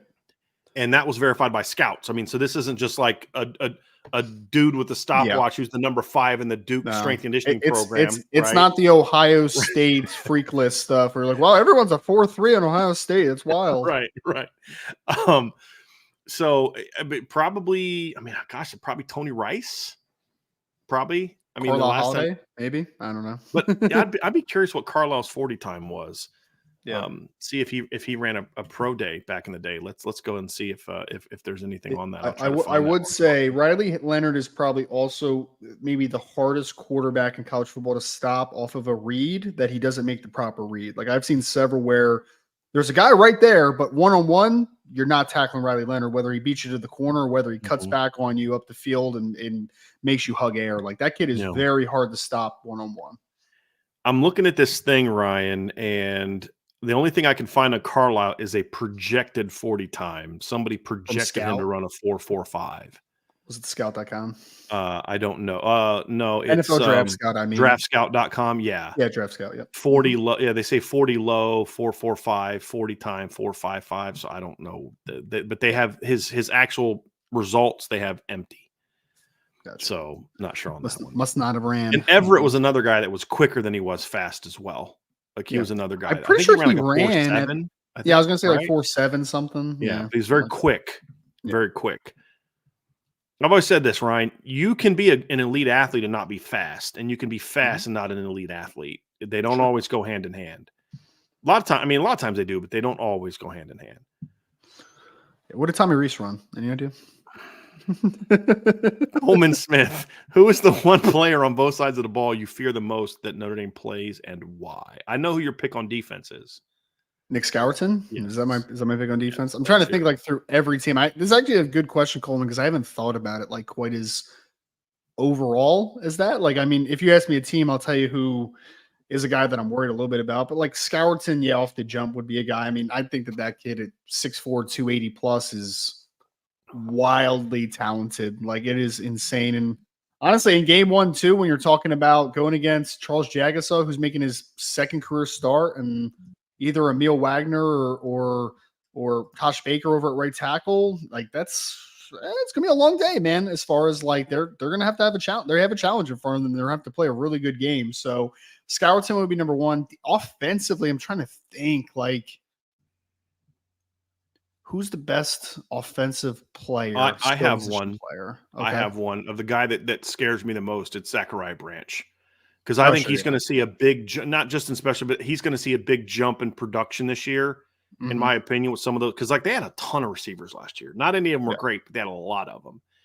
I think he's a guy that he's got take over a game. Like there's some actually, I did this all opponent team thing, right? And you and I were texting as I was, we were having some conversations about it. But it isn't. They're not facing a lot of really dynamic offensive players this year. I mean, when you think about like the level, the last 2 years, Notre Dame faced in the last 2 drafts a number 1, a number 2, and a number 3 overall draft pick at quarterback. And this year, I'm debating who's my first team quarterback between DJ Uiagalelei and Haynes King. Right? Because I said Connor Wegman, I got to see him play more than 9 games before I can put that kid on there. Right? I love the talent, but I got to see him play. It's a little bit of a drop off. Running back, my first team all conference running back was the Haynes kid from Georgia Tech. And my number 2 was the kid from Northern Illinois who rushed for almost 1,300 yards last year. Antario, I think is his name. Brown from Northern Illinois. After that, it's like Woody Marks, maybe one of the kids from Texas A&M breaks out. Those kind of guys. But it's not a lot. Like there's not a lot of real dynamic running backs. Receivers, the one position where there's actually some pretty good players. Yeah. And you've got like the Colin Lacey kid that transferred from South Alabama to Louisville's a really good football player. But he's not like oh my gosh, like that guy's going to you don't have anyone that can cover that guy. You know what I mean? Like for Notre Dame, Zachariah Branch is the one guy that can make really good athletes look silly. And that's why he's my pick for offense. I was just looking through the schedule. If Deion Burks was still at Purdue, he would be on my list because I think that kid lightened in a bottle. To? Oklahoma. Oklahoma now. Yeah. I would say this: if something does happen and Benjamin Morrison is sidelined for part of the season, or if he's banged up and in and out of the lineup this year, Ayo Manor, the wide receiver from Stanford, is going to be a tough guy for boundary receivers because he's so strong and physical. He had a good game against Benjamin Morrison, had a good game against him last year, but if it's an inexperienced guy into the boundary a little bit, that could be just a guy that can leverage you. The only other guy, because there's not a lot of proven like deep threats. Real quick, FYI, Lacey and Ella Manor and Zachariah Branch are my 3 first team all opponent receivers. I mean, because like there's a big drop off after those 2 guys of proven, to your point, proven players. There's one guy that I would just have my eye on for Georgia Tech. He was a freshman year. His name's Eric Singleton Jr. That kid is track star fast. I think he had some decent production as a freshman, but he flashed for me in a couple games. He's a guy that if you just make one false step in coverage, he could create a big play. Now, he's not as proven as a couple of the other guys that you mentioned, but he's a rising sophomore this year. That's just worth kind of keeping eyes on. 48 catches for 714 yards and 6 touchdowns this year. He can go. He can go. Jordan A&M's got a couple really talented receivers, but I don't know that they are like I like Moose Muhammad. I think he's going to have a breakout. I like Noah Thomas is a big, tall kid. Yeah. They got another smaller receiver that's a really good player. I'm trying to remember his name. Ryan. I think his first name starts with a J. Give me a second real quick. He played for him last year. It's Jade Walker. He's a good player. He's a bigger guy. None of those are like strike fear in my. I think as a unit they could be really good. Yeah. None of them are like, I don't know how we can handle that guy. Possession type chain mover type dudes. Yeah. Right. Yep. But Zachariah Branch is that kind of guy, very similar to what you said. Is he's that guy that he just needs you to make one mistake and he's going to go. I mean, he did that against Notre Dame last year as a punt returner. Yeah. Right. Just make one mistake and he's going to turn a punt into a 61-yard gain. And I just think he's going to have a breakout year this year. And you can't key on him because they're going to have Deuce Robinson. They're going to have Kyle Ford. They're going to have the Hudson kid comes back this year. Mekhi Lemon is going to be part of the rotation potentially this year. Like they're not, there's no stars that, like proven stars, but there's some really good athletes at receiver. I just, we'll see how their O-line develops and then we'll see who their quarterback is. Yep. But, and then the other thing about like Woody Marks is I need to see, can he be an every down ball carrier? Because the way he played at Mississippi State, he was it's kind of like how Dylan Johnson was in that offense. He was they just don't hand the ball off a ton to them. Good player. But I think it's season high like in the 500s of rushing yards because they just don't hand the ball off and they don't run the ball a whole lot. You know what I mean? Can he be that every down ball carrier? We'll see. But even then, he's not a strike fear into my heart type of guy. I think there's several edge players that could be that for them for teams this year, like Patrick Peyton from Florida State. Has some real dynamic athleticism. He's so long. He had like 11 pass breakups last year, Ryan, which is just because he's so long. He just gets those arms up and guys like that scare me because those tip balls end up can be interceptions. Ashton Gillott from Louisville is he wore Notre Dame out last year. So did the other kid for them, Mason Rager. He had a good game against them too. So there's some really good D linemen that they have to face this year.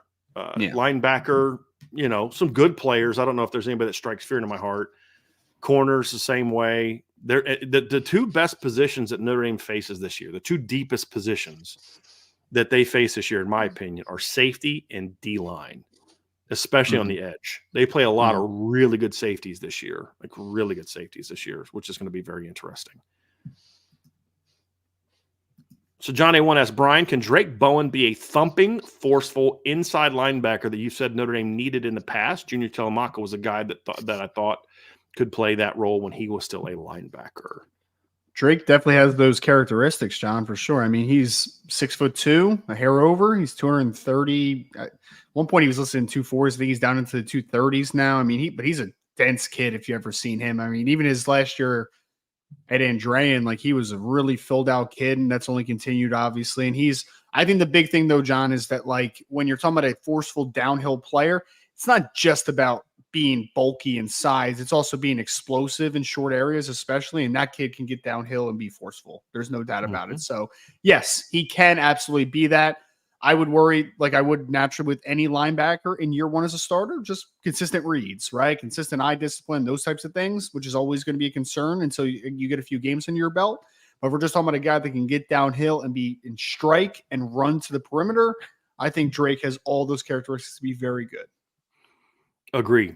Coleman Smith says Connor Wegman, I think, is going to be the A&M version of Tyler Buckner. I don't think they're the same kind of player. No. I don't. I think Connor Wegman's a good athlete, and I liked him I liked his athleticism coming out, and I think he can do some things in the read zone, but he's not a Tyler Buckner type of takeover game runner, in my opinion. Yeah. I don't. And if we're talking about the injury parallels, I get it, but also Connor Wegman's shown more in his limited opportunities than he's got. Did, so. I think he started 9 games, and I think he's got 3 games of over 300 yards passing. Yeah, if I remember correctly, 8 touchdowns to 2 interceptions last year, right? Or like that. So, and he got hurt in the 4th game. Again, he threw 5 in the win over New Mexico. Yeah, he threw 2 touchdowns and 2 picks against Miami, Florida on the road, but he threw for 336 that game. He threw for 337 against Louisiana Monroe, but he also threw for 338 in his first career start against Ole Miss in 2022. Yeah. So, So I just think they're different players. Mm-hmm. Joe Allen said Greg McElroy said that ranking Notre Dame's program in the top 10, he further clarified, Ryan, is going into this season. Okay. As a top 10 is bold. How do you make your argument to say otherwise? I look at the talent and I say otherwise. There is important data that you can take from previous years, Joe, right? As far as projecting forward, returning production and who are the key players coming back and all that type of stuff. But I don't think Notre Dame went 10-3 last year, right? But I don't think you could look at Notre Dame's team this offseason and say that it's not more talented than what last year's team was on paper. So that would be my first argument. Notre Dame's limiting factors the last couple years have been consistent quarterback play. I know that there are some questions about Riley Leonard, but if he's healthy, I think he is easily the most dynamic player that they've had at the position in several years. You have returning production at All-American at safety, All-American on the defensive line. You got an impact transfer at defensive end. You have an All-American at corner coming back and Benjamin Morrison.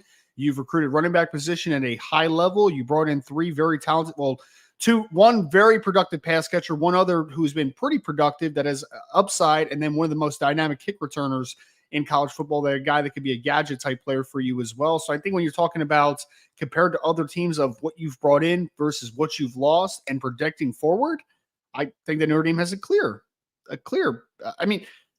have a clear argument to be in the top 10. I don't see how that is bold or outlandish or any of those other buzzwords that you guys hear this all time of year.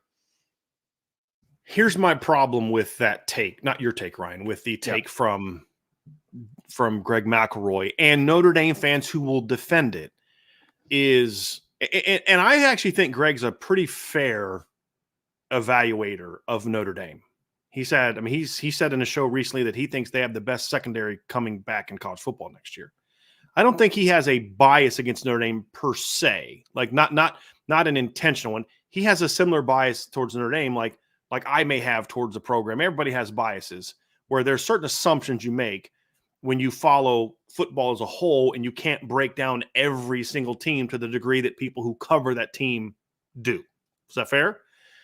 So I think the issue that a lot of people have is Notre Dame has losses, very important losses.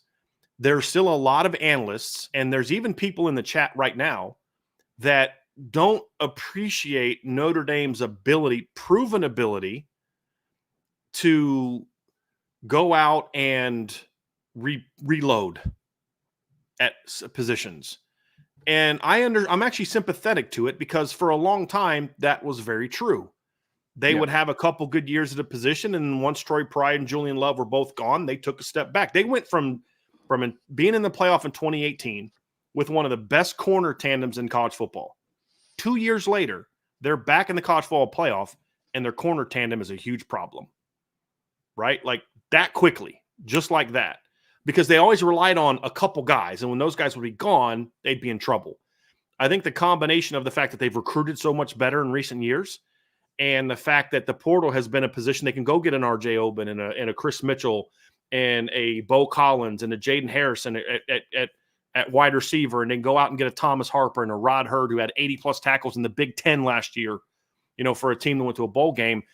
I think this is a different Notre Dame. And so they'll look at other teams that have big losses and just assume that they're going to be okay. And I don't think Notre Dame always gets that benefit of the doubt. I think that combined with Riley Leonard's injury is why some people, even Notre Dame fans, to me, hold Notre Dame to a standard of you got to show me that they don't to other teams. And I'm not talking about Ohio State, Georgia, Texas, Bama. I'm not talking about them. I'm talking about like Ole Miss, right? Like Lane Kiffin's had 2 great years at Ole Miss. And every time he's been good in his entire, going back to USC, every time he's good one year and expectations are high the next, they falter. Is this year where it's different? I don't know. But that's his track record. I don't think Missouri's 1 year of being good warrants them being an automatic no-brainer top 10 team. I think a team like Missouri is going to have a harder time replacing the studs they lost than a team like Notre Dame will. So I think that's the reality of why I think some people have, well, they weren't even a top 10 team last year. And so why should I rank them in the top 10? Because a lot of teams ahead of them had as many, if not more, losses than Notre Dame did personnel-wise. And I don't know that all those teams are in a good a position to replace them. So in the past, Ryan, if Notre Dame lost a defensive end with 10.5 tackles for loss and 5 sacks, they would have had a hard time replacing him. There was that one stretch of you went from McWard and Khalid to Adi and Dalen, but that's not the norm for Notre Dame. Normally you go from a guy that's really good to someone who's not very good. Sure. But now you go from Javonte Jean-Baptiste, who was excellent for Notre Dame last year, and Nana, who was a very important role player for Notre Dame, very undervalued role player, to where, there's you and I have questions about what will this group look like, but there's no doubt that it's a significantly more talented trio than what was playing the position last year. Like, there's no doubt. There's guys that are on the second and third team on the Notre Dame defense that not that long ago are starters. Not that long ago, we're talking about Leonard Moore playing as a freshman, no doubt. And now he barely gets talked about. Mm-hmm. Right? So it's just a different era. And I think a lot of people that don't follow Notre Dame on a day-to-day don't see that yet. Right. And, that's how Notre Dame cannot actually not play very well against Ohio State and still should have beat them because they are that talented of a team. And so that's why they should be a top 10 team preseason. Now, I could say, okay, maybe they shouldn't be 5th like ESPN has them. That's fair, right? That's fair. I'd still have Bama ahead of Notre Dame. I just would. they lost a lot of players, but they're still very talented. And the coach who's now replacing Saban is the guy who had his team in the national championship game last year. You know what I mean? So I think when you have a dynamic quarterback, you have an extremely explosive backfield, you have very talented and proven wide receivers, one of the best tight ends in college football, one of the best returning defensive lines in college football, and one of the best returning secondaries in college football. Yeah, but they lost DJ Brown and Cam Hart. Yeah, so did and Ohio State lost Josh Proctor and they lost guys, right? I mean, they lost their 2 starting linebackers. Everybody loses people. They're replacing them in every instance with a more explosive athlete. That's the difference. And so talent-wise across the board, they now have 2 of the best coordinators in football. They have arguably the best coordinator combination in football right now in college football. It's arguable because you could talk Ohio State. There's some other teams with some very good coordinator combinations, but Notre Dame's in the conversation at least. All of those, and Marcus Freeman has shown in a very short period of time that when he has failings in one season, he corrects those and they get better the next year without them necessarily taking a step back in other areas. Sure. And so I think that's a reason why you say top 10. If you want to say they should be 8 to 10, okay, that's fair. I have them a little bit higher than that, but that's fair. I'm not going to argue with you. But they certainly deserve to be in the top 10. There's no question about that, in my opinion. John A1, if Emil Wagner wins the right tackle job, does it change the schematic approach to the run game? I wouldn't say schematic approach, John. I mean, are there some things that you'd be more okay with doing with Emil comparative to Tosh, for instance, right? Like I think that's a fair question to ask, but I don't think it changes the overall principles, right? Because I do think that the best of Emil is still being powerful and physical at the point of attack. I know he's been undersized, but he still has powerful hands. He still has a power profile to continue to build upon. So I still think doing stuff like inside zone where you're comboing up to the second level and creating movement at the point of attack, I think is big time, right? So I think that is very fair. I think the one area that Emil could be significantly better, though, if we're talking about from a passing game perspective, is that I think that Tosh, you might have to protect a little bit more in pass protection. Like, he scares me a little bit in pass protection, to be honest with you, at times, just because he's so tall. And I think he lacks a little bit of bend. That I think that one-on-one, he's just going to be able to give up some clean pressures at times. I don't think Emil lacks anything from a athleticism, foot quickness, and length perspective. I think that he has a higher upside in pass protection than what Tosh does overall long-term. So maybe there's some things passing game-wise. Maybe I'm more willing to just do a traditional vertical or 45-degree set and not have to roll extra protection there, slide protection, or do sink different right things. Back. Like, they're going to have to do a lot of that with Tosh, Ryan. Is that what you're saying? What do you like mean with, sink right back? With Tosh, like you have to take more narrow angles because I don't think he can get out as quickly as Emil can, right? So you have to do more of that straight sink back to allow him to get to those. That's what I was saying. Continue. Please continue. Oh, no, that was it. I was just, in pass protection, I think there's the one thing that could change a little bit, but in the run game, I think inside zone still lends to Emil Wagner's strengths. Emil Wagner right now, based on what I've seen from him in practices and what we've seen in him in games, is a better run blocker than he is a pass blocker. I think there's this thought that because he's athletic, that he's going to be really good in pass pro, but is he going to be good in the run game? And he's light. And so everything that you said, Ryan, about Emil in the pass game is true. But where I think the misconception about Emil exists, not with you, because you and I have talked about this, but with the fan base, is he's actually a really powerful blocker in the run game. He's a very strong kid. The reasons I have concern in pass pro is because when he is receding, pass pro is a passive action, physical action. And when you're light, and especially light in the butt and in the legs, that can get you knocked around a little bit. But to your point, there's some things athletically he can do, and he's got exceptionally long arms that I think he's going to be okay. And he's not as tall as Tosh. He bends better than Tosh. So even though Tosh is only like 2 inches taller than Emil, when they're in pass pro, there's like you could even see it in drills, right? There's like a 5 to 6 inch difference because Tosh is so tight and his hips are so tight. He's not a knee bender, right? That old, scouting expression. He is a very vertical dude in pass pro. The one thing that I would say, Ryan, I agree with you completely. I think, and my point being, Tosh can be an inside zone duo, move people blocker at right tackle. The one thing I will say, however, is I do think, and you know my stance on run game, Ryan, I'm an inside and outside zone guy, but I'm also going to have some pin and pull principles as wrinkles. Emil's a guy that I'm going to be taking a 5 technique on an open side or a seven technique in a tight end side and down blocking and getting Emil out on the corner and out in space, because he does have that kind of second level athleticism where I may be more prone to run a screen to the right now if Emil wins that job. I may be more prone to do a toss to the right side, because last year, if I'm running toss, there's only one way I'm running that, and that's left to Joe Alt. Now I'm like, okay, I can see Charles or Emil being guys that I'm going to run a toss pitch to where you just crack the edge and then get him wrapping around in space. Those are some things that there's no way in heck I'm asking Tosh Baker to do that at 6'9". No way. No way. But where Emil, I think, can do that. He's faster than Tosh, and he is just a better athlete than Tosh.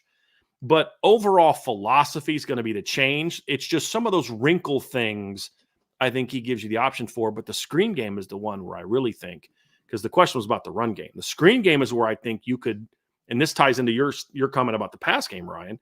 Mm-hmm. He's the kind of guy you can pass that, let a guy fly by, and he's flying out to the perimeter on a slip screen or something like that, in a way that I don't know that Tosh can do that in a lot of different reasons. It's good stuff. 2-part question here from Coach Bent 574. Half on board, one of two on the board. Recently, there was a topic about all-time Notre Dame staff. Join the board. Amen. Thank you, Coach Bent. If you were head coach, how would you fill out your staff based on your scheme philosophy? Using Notre Dame assistants from the last 30 years. You can use guys at positions that they coach pre or post Notre Dame, i.e. Charlie Strong at linebacker and D-line. I always forget about Charlie Strong, Ryan, when I'm thinking of past Notre Dame assistants. I mean, I pretty much honestly blocked out the Bob Davie era when I was doing my team the other day, because I got asked this question a week or two ago, and I didn't have Urban Meyer on there because I blocked out the Bob Davie era. You know, and Charlie Strong is another one that coached at Notre Dame at the end of the Holtz era and the beginning of that era. So, I mean, you know, because I was having trouble with D-line coach. I don't know who my D-line coach would be. I mean, Elston, I don't really know who else that was really an impactful because I don't know I think John Palermo was the D-line coach in '88, but I don't know what kind of coach John Palermo was. I know his D-line's really good, but I was 10 years old, man. I don't know how good of a coach he was. Charlie Strong's a good one for the D-line. I'll say that. Mine, Ryan, I was asked this, and mine was my head coach would be Lou. My offensive coordinator, I'm trying to remember who I said my offensive coordinator would have been. I think I said Charlie. No, I didn't. I'm trying to remember who I said his offensive coordinator. Denbrock. I said Denbrock. We can base this off past like before and after Notre Dame. So like it's not just what they were at Notre Dame. Correct. That's what he's saying. Yeah. Matt LaFleur, baby. Matt LaFleur. I think I talked about that one. Offensive line, I went with Harry Heastan. With all due respect to the late great Joe Moore, I just don't know. I mean, I was too young to really appreciate Joe Moore like live. My linebackers coach, I said, is Marcus Freeman. My defensive coordinator, I can't remember who was Barry Alvarez. Yeah, my corners coach was Mike Mickens. I had a couple different guys at safeties coach. I had Bob Elliott, the late Bob Elliott. I thought he was a very good safeties coach. And then I was like, oh, Mike Elko, be my safeties coach. And I couldn't think of one for D-line. And my receivers coach, I can't remember. I can't remember who I said, but somebody was like, "What about Urban?" Yeah, Del Alexander. And I forgot about Urban Meyer. Like, oh yeah, no brainer. It's Urban Meyer. And then I finally found a D-line coach. It'd be Charlie Strong. Charlie Strong was very good position coach and coordinator. Not a very good head coach, but a very good position coach and coordinator during his tenure. Did you say D-Lin's at running backs coach, or you said yes? Okay. Yes. No. I don't remember if I said him or Tony Alford. I can't remember who I said. Gotcha. I don't remember who I said, to be honest with you. Gotcha. They were both very good. Yeah. Both very good. Didn't have Charlie Molnar on there. That was a tough one to leave off. Didn't have Brian Pulling as my special teams coach. That's a no. I mean, I know he's only here for 1 year, but that 1 year under Brian Mason was really freaking good. That was a really good year. Any additions or changes that you would make to that, Ryan? Charlie Weiss is my offensive analyst. Tommy to coach quarterbacks. Just kidding. No, I don't they did tell you to bring your most sarcastic today, Ryan. And that's what did Van Gorder coach on defense? I don't even know what he coached on defense, but was he a linebacker guy? Left I don't know. Yeah, I don't know. He was linebackers. He was linebacker. He was kind of just a coordinator. Yeah. To be honest with you, because they had Keith Gilmore was the D-line coach. They moved Elston to linebackers. And so Van Gorder was kind of the DC on that, on that staff. Yeah. Nice. He was terrible. Absolutely terrible. Coleman Smith with another question, another good one. For Ryan, who was your top 3 favorite recruits to cover during your time at Irish Breakdown? Top 3 favorite recruits to cover. Man, that's actually very tough. I got to think the dude you did a show with has got to be. Yeah. Carson would be number 1, probably. Carson was just a really great person. Came from a great family. Shout out to Daniel Hobbs and his wife. Really, really great people. We'll go Carson, top 3 for sure. I love the Love family, man. Jeremiah is like a super reserved kid, right? But his dad is awesome. I mean, I didn't really shout out Jason Love too much on this podcast, but Jason Love is a hilarious person. Absolutely Jason hilarious. has payback coming, Ryan. He still has payback coming. I texted him that a couple weeks ago. I was like, just don't think I forgot. Don't think I forgot. I remember. He's a character, man. Jason Love is a character. I love the colorfulness of that man. Yeah. I mean, the Schulers, right? I mean, like Adon was a great kid, was never a kid that you had to go through massive lengths to get in touch with, was never a kid that was too good to talk to media, was never a kid that was disrespectful in any way. And he comes from a great family. By the way, his younger brother, Dante, who's going to be a sophomore this year, already has a couple offers, it looked like. I think Toledo offered him pretty recently, and like he's got a couple. So he might be a kid to watch down the road. So Schulers, I think, would be in there. The Love family. The Gray family is awesome. You know, Christian was a great kid, but Shonda Gray's one of my favorite people of all time. So yeah, there's a few there. It's really hard to I'm just thinking about my time covering recruiting. It would have been really hard to just narrow it down to 3. Yeah. Because there really are such good, and every relationship is different, you know, like just from talking to you about different kids. You know, I know you and Braylon got along very well, but a lot of times you know, especially with that 23 class, you'd end up talking to the parents a lot more than the players. Because, and I mean, you're closer in age to the parents than you are to the players. But that 23 class had a lot of really good kids in it. Yeah, a lot of great parents too. Yeah, a lot of great parents. Yep, absolutely. Yep. John A1, if the starting O-line is left tackle Charles Jagasol, left guard Billy Schrouth, center Ashton Craig, right guard Rocco Spindler, right tackle Emil Wagner, what past Notre Dame offensive line would that equal in overall performance? Well, let's just look. Can we just flip those? Because if we're going to be realistic, Billy's playing right guard and Rocco or Pat Coogan will be at left guard. So let's just flip it and do that. But other than that, yeah. What past offensive line would that equal in overall performance? Man, that's a good question. I mean, I got a good one, Ryan. 2018. Because remember that 2018 offensive line was pretty good, but it was a little bit more up and down because they were replacing Q, they were replacing McGlinchey. Alex Bars got hurt early in the season. And they were kind of, you know, Hainsey was a true sophomore starting at right tackle because he was, you know, the year before. You had some veterans in there, but that unit was more experienced. But it was a little bit up and down, but they found their groove late in the year. Like they didn't play great against Michigan. Alex played really good against Michigan. Sam was pretty good, but some of the, like you had Liam Eichenberg was a first-time starter in that group. And then when Aaron Banks Aaron Banks ended up stepping into the lineup when you know Alex Bars got hurt, and you know, but it was a young, talented line for the most part. That was just a little bit more up. And I mean, if you think about how poorly they played against Ball State, you know what I mean, and then go to how well they played like late in the year against better teams, like I think that'd be a similar offensive line to me, in that it's a very talented group. It's when it's on, it's going to be really good, but it's just naturally going to be a little bit more inconsistent and a little bit more up and down.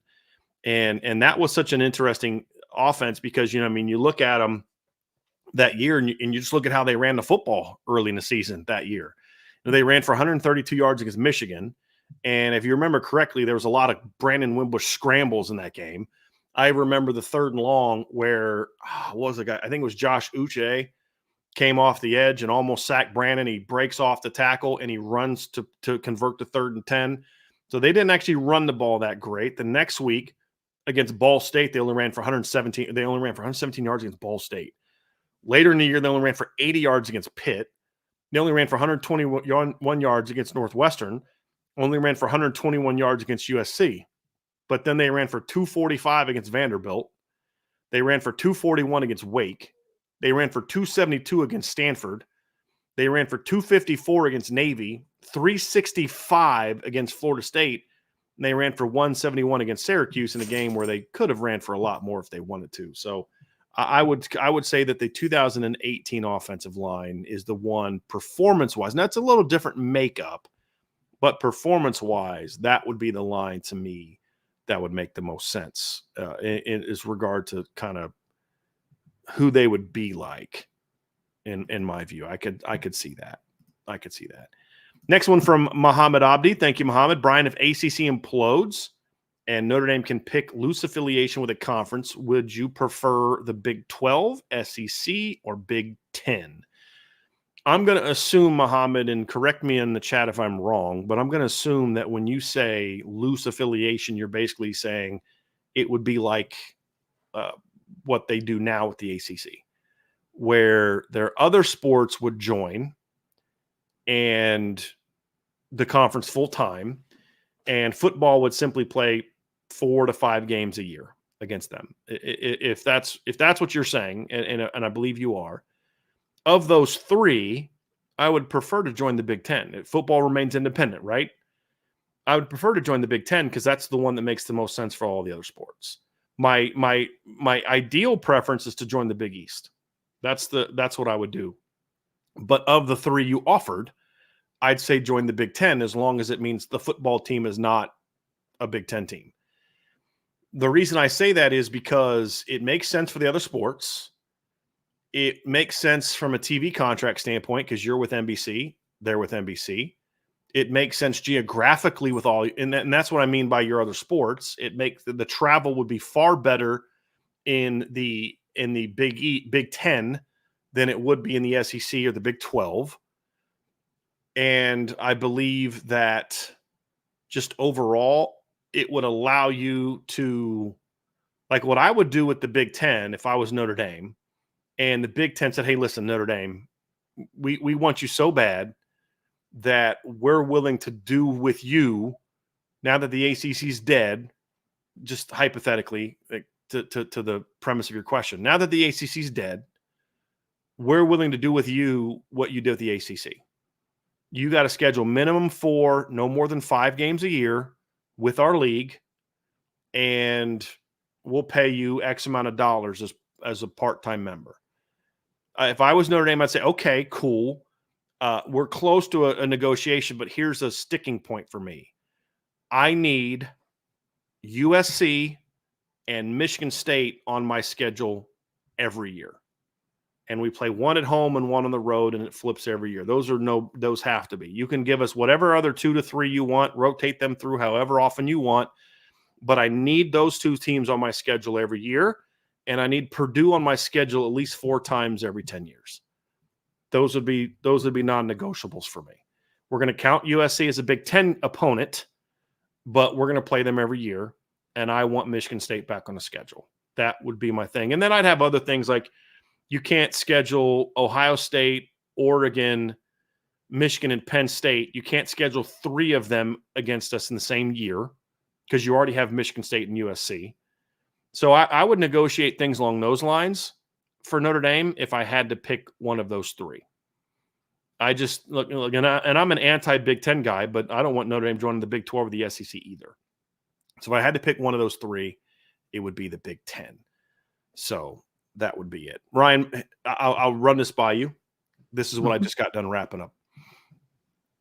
So the question from Muhammad was, if the ACC implodes, Notre Dame has to pick a loose affiliation with a conference, would you prefer the Big 10, the Big 12, or the SEC? By loose affiliation, I'm assuming he means like the deal you have against the ACC now, where you play 4 to 5 games a year and your other sports are in there.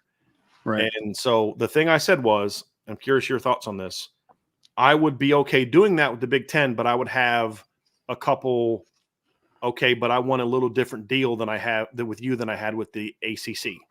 With the ACC, you can give me any 4 or 5 you want.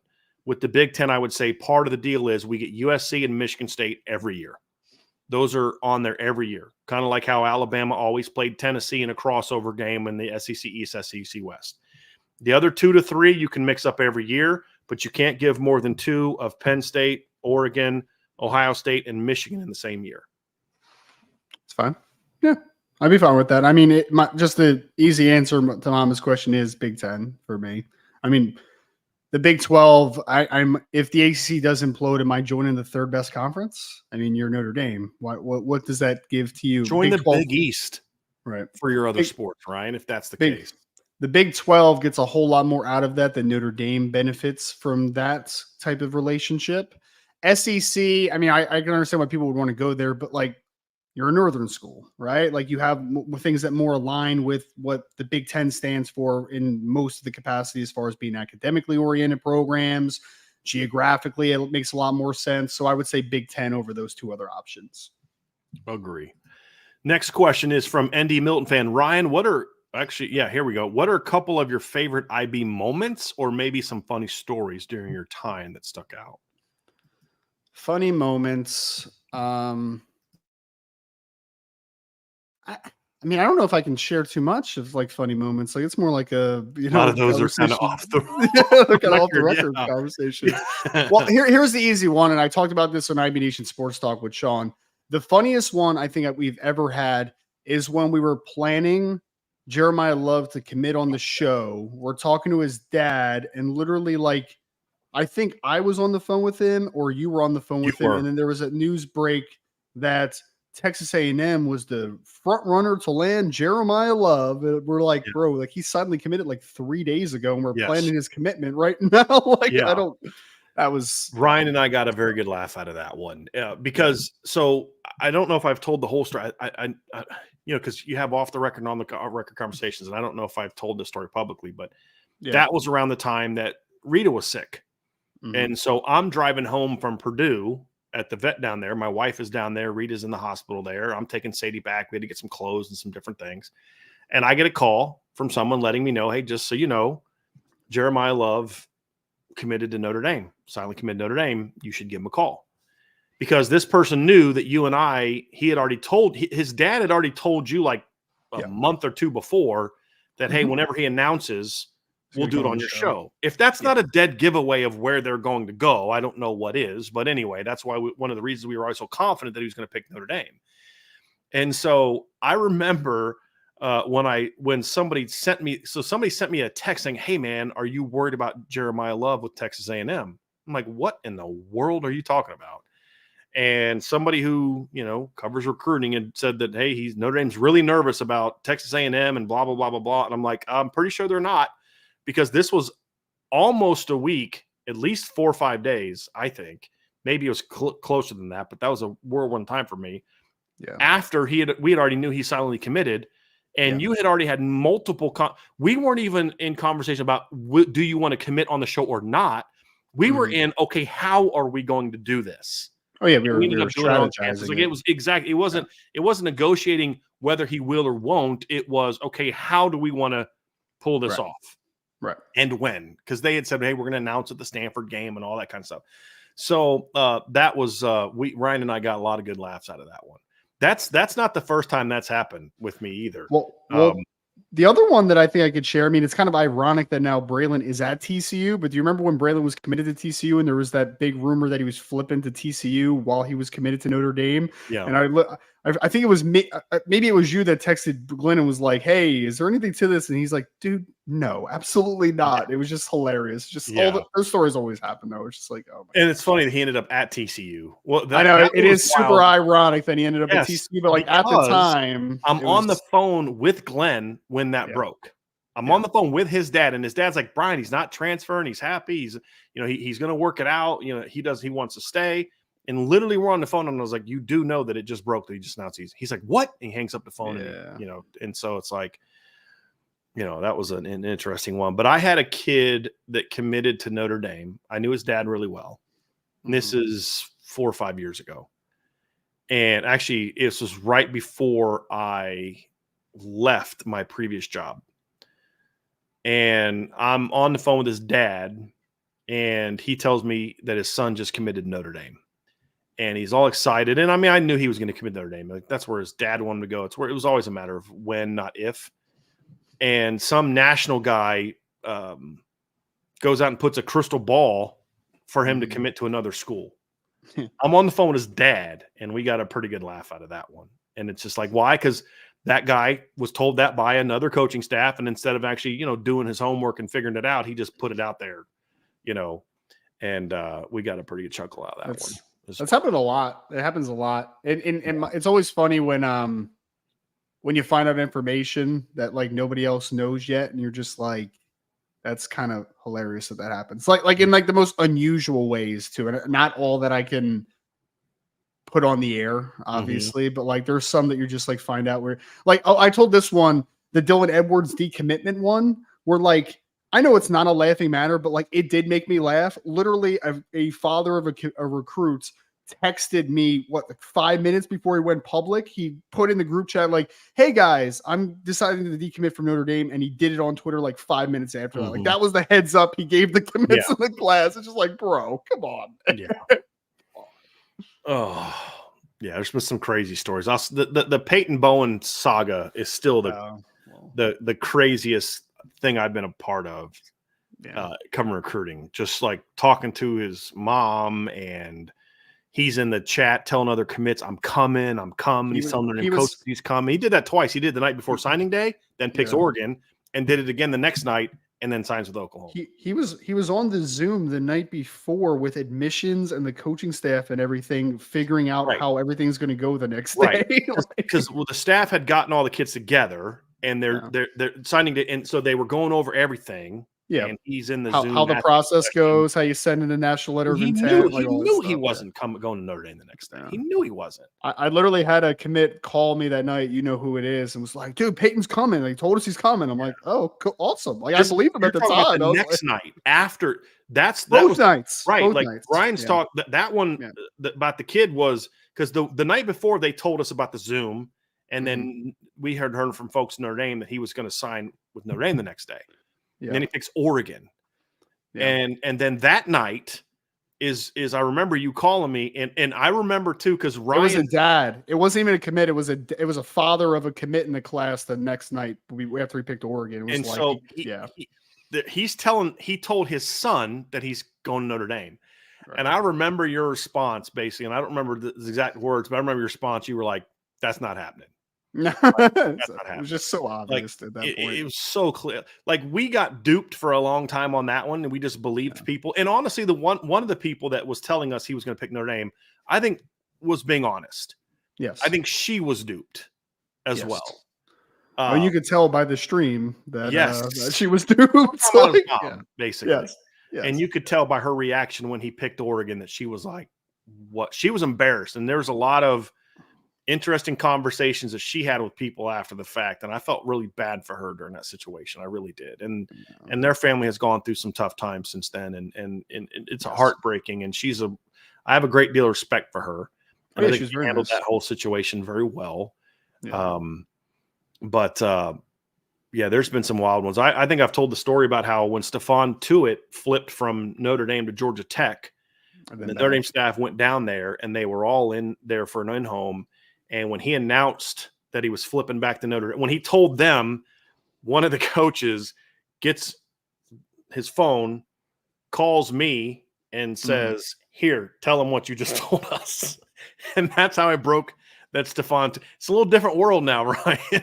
You don't get to break stuff like that anymore. It's like, but yeah, that was why it's funny how sometimes like how the recruiting business has changed. Like I broke the DeVaris Daniels commitment story. You know how I did it? I just randomly called him on a Tuesday night. I just normally told you, and he was like, "Yeah, I just got a phone Notre Dame. I just committed to them." I'm like, "Wait, what?" I was like, "Can I report that?" He's, "Yeah, let's go ahead, man." Like there was no Twitter. There was just no thought of. I mean, I think Twitter might have been a thing, but it wasn't a real big thing at the time. And that's, I mean, it's just that, but it's those relationships. Like we could have done that a lot the last couple of years, but the way that kids break their stories now, it's just, we allow them to have their moment, and that kind of thing. There was a recruit in the 2023 class. I remember he visited Notre Dame, and I was having a tough time getting a hold of him. So I texted the coach. Was like, "Hey, do you know how the visit went this weekend?" He said, "Oh yeah, he committed." I'm like, "Oh, cool. Sounds good, man. Thanks for letting me know." Yeah, yeah. Who was that, Ryan? I can't remember who that was. If you can't say, just text me who I it think I was. could say it. Yeah, it was Joe Otting. Yeah, it was Okay. Joe Otting. I remember saying that the Hayden head coach, whose name I forget at the moment, I was just like, "Hey, do you know how everything went with Joe this weekend?" And at that point, we didn't even know if Joe was a take yet for Right. Notre Dame because he had just gotten offered. Like it wasn't long after that. He was like, "Yeah, Joe committed." I'm like, "Oh, cool. I guess I got to get in touch with Debbie and Joe then." Like, Yeah. these happened. They were a good family too. His mom Great was family. his mom was a trip, man, because she's a basketball player. And so she had some. I bet you she was a trash talker when she played. I bet you $20 she was a trash talker when she played. I still feel terrible. I guess it's another funny story, but when Peyton committed to Oregon live and we had her come on right after that. Oh yeah, the tension in the chat was just like she was a champ though, Ryan. Yeah, she was. She was a champ. Yeah. She was awesome. That was one of my favorite moments. That first year that we did that big, all the parents and all the players and like Cooper Flanagan's mom, like being in the background but doing all the talking during that one was really funny. Yeah, that was a really fun deal, man. Really fun. Well, the coolest one during that show was Shonda Gray and Christian. They were hilarious, dude. Yeah, hilarious. They so like, funny. and that's their dynamic. Yeah, you know what I mean, which is great. And it was cool because everybody got to see what we have seen with them. Did I tell you that I texted Shonda the other day of when Christian was in the video doing like dad jokes, and I was like, "Hey, did you see your son?" And she hadn't seen it yet. She's like, "What is wrong with him?" or something like that. I'm like, "Yep, I don't know. That's your son. You should know." I talked to a parent of a kid, and I don't know if I can say it because I don't know if he'd want me to know that he talks to me, but he was in there. His son was in there, and I was kind of, but he goes, "Dude, I was not a fan of that." And I'm like, "Why not?" He goes, "I have told him that's not even one of mine. I've given him so many better dad jokes than that over the years." He was pissed they didn't actually use a dad joke that he had used with his kids. He was not really pissed. It was being funny, but that was great. That was great. So, some of those were really bad too. Like the Donovan Heinisch boogie one was like, dude, bro, come on, man. That's like it's like a second grade joke. What are we doing here? Not good. Real quick, Coleman Smith, does Notre Dame still do fall camp with team bonding activities or off-campus practices like they used to at Culver? No, they have not. They have not done that since COVID, and they won't anymore. And honestly, with the facilities they have now, Ryan, there's no need to really do that. It's expensive, and Culver has some really their situation has changed since COVID, and I'll just leave it at that. But I forgot they used to go to Culver. That's funny. Yeah. DMD 13, how many wide receivers do you think Notre Dame ends up signing in the 25 class? How do you think they will grade out as 4 stars or above, according to IB? Let me just say this real quick. No idea about that. Yeah. Notre Dame plans on landing 5 receivers in some form or fashion. So they've got 2. If they only get 1 more high school kid, they'll get 2 portal guys. If they get 2 high school kids, they'll get 1 portal guy. If they get 3 high school kids, they'll get no portal guys. So just acquisition overall, Ryan, 3 is the number. 3 more is the number, and however they're able to put it together. I'll say they get 2 more high schoolers, and then they maybe get 1 portal guy. I have no idea, Dan, as far as like where the grade out is, because there's a board expansion that's going to happen. Like I literally, me and Bryan have been texting the last couple of days, like kind of just like looking at some guys and being like, this might be a guy Notre Dame maybe should go after. This should be a guy, but like, I have no idea who those guys are right now. The board expansion hasn't happened. There's going to be an evaluation period that's going to happen if they do go 0 for 3 in this process. It's 2 years ago at this time, Ryan, we would have had no clue who KK Smith was, or that he would be a target for Notre Dame. No, none. So I you'd like to think. I'll say this. I hope so. I hope they're guys that we view as 4 stars. Yeah. Because if they're not, it's like, and like this is the thing, like with John Anthony Hall. And this is what kind of adds to the pressure of what they need to do over these next 6 months. Because if you pass on a guy like John Anthony Hall because you don't think he's a needle mover, that's fine. We can agree to disagree or whatever. You may agree, you may not agree. I may agree. It doesn't matter. But when you pass on a kid who's at least a good football player, you better finish with something better when you do hit the road. Because if you pass on him, and then you go out and get players that are inferior to him, that's a problem. Right. So yeah, they better be. I don't know that they will. And when we talk about stars, I like how he says it, according to IB. Right. Yes. I hope so. And it's so tough too, because I've had a couple people ask me, like, could they circle back with John Anthony? I'm like, they could try, but I mean, he knows that he wasn't a take for them, right? Like, he knows that he wasn't a guy that they wanted to push for. So that's going to be very tough to try to get back in with a kid like that, because it's not like he's a nobody. He had some options on the table. Just a very difficult situation you're in right now. And this is a little bit of a different situation too, Ryan, than it was for Logan Saldate last year. Because remember, they moved on to Logan pretty quickly because he was already on their radar. Yeah. And because, he just was already, I'll just leave it at that. He was already on their radar. This year, I think the happenings of the last couple weeks have kind of caught them by surprise. Yeah. And I understand it, because essentially you had two kids that had basically all but told you were coming. Yeah. Oh yeah. That are now not in the class.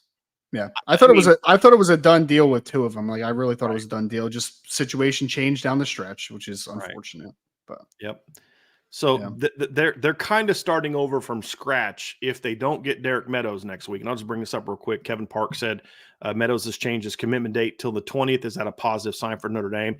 It's neither positive nor negative. It doesn't change anything for Notre Dame. There are multiple reasons that we've been told why Derek moved his commitment date back. It gives them more time to battle. I mean, I'm not going to – Notre Dame's not going down. And here's the deal, guys. If he commits to LSU or Alabama next week, and I'm not going to say where he's going, Ryan, you and I know who, as of today, he's going to pick. A couple things I'll say. Could he change his mind over the next week? Sure, he could. I mean, a week ago, like you said, our view of where this receiver class is going to be right now looked way different than it does today. And so, sure, things can happen. But they haven't been his leader for most of the last 6 to 8 months. They're not his pick right now.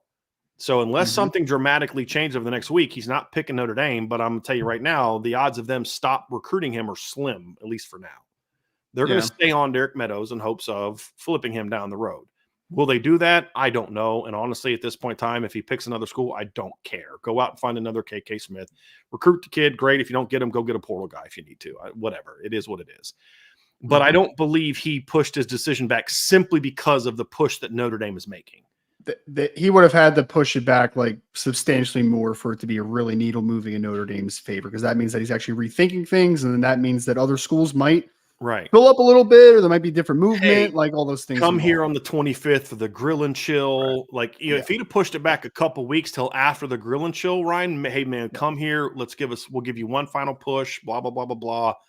Then I felt better about it. But again, things could change. Like somebody on the board said this, basically saying like, you guys are going to face a lot of backlash if he picks Notre Dame. I'm like, for what? Because he's literally not picking Notre Dame. Like, if he changes his mind in a week, I'm not going to face any backlash for that. It means he changed his mind. Right. Does anybody think that he's picking Notre Dame right now? There are people, is that a thought out there? I don't know that for a fact, Ryan, because I don't read other sites, but I'm being told that yesterday there were other sites and other national reporters saying that, like, apparently one guy said he'd take Notre Dame over the field for him. I'm like, that's news to Notre Dame, like a very prominent national person. I don't know where that's coming from.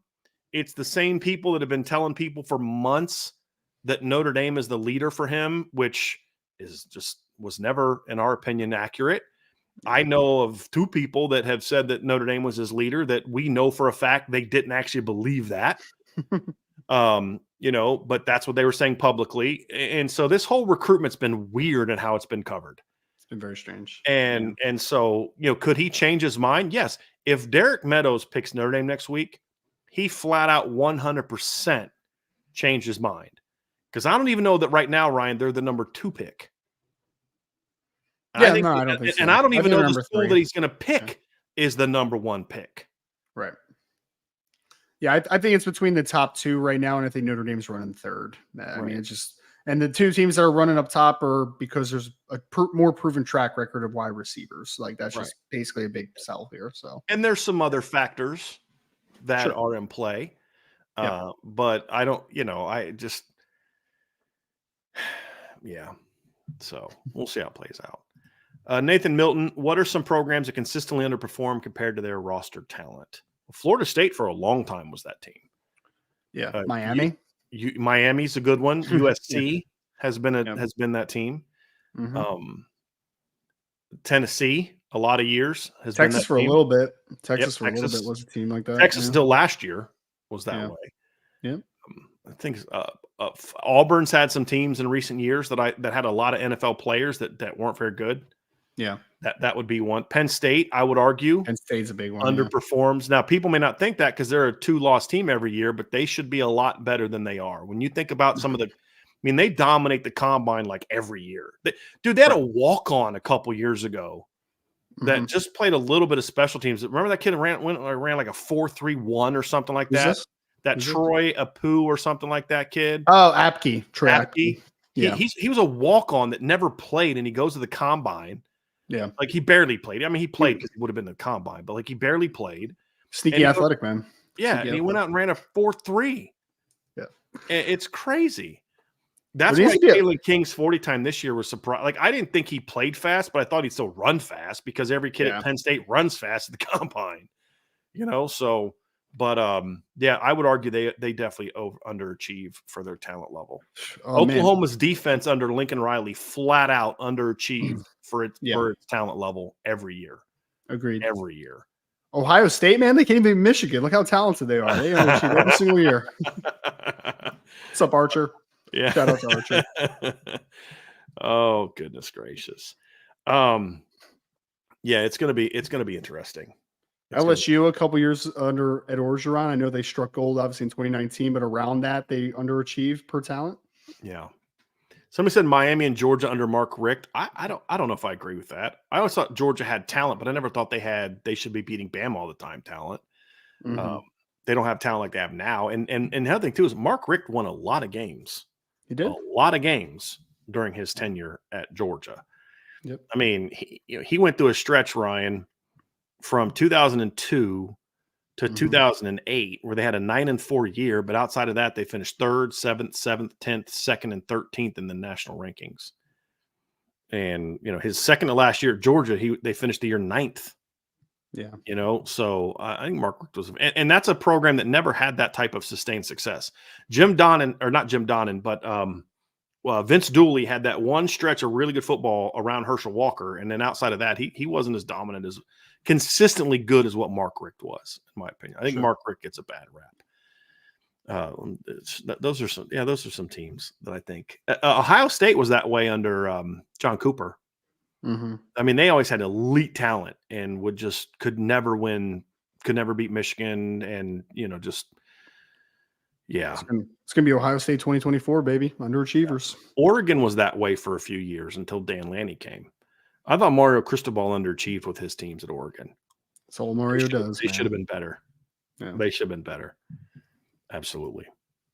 Adam Blair, who are some of the early studs for Notre Dame, the 26 class, and who are we in a good early standing with to you, Ryan?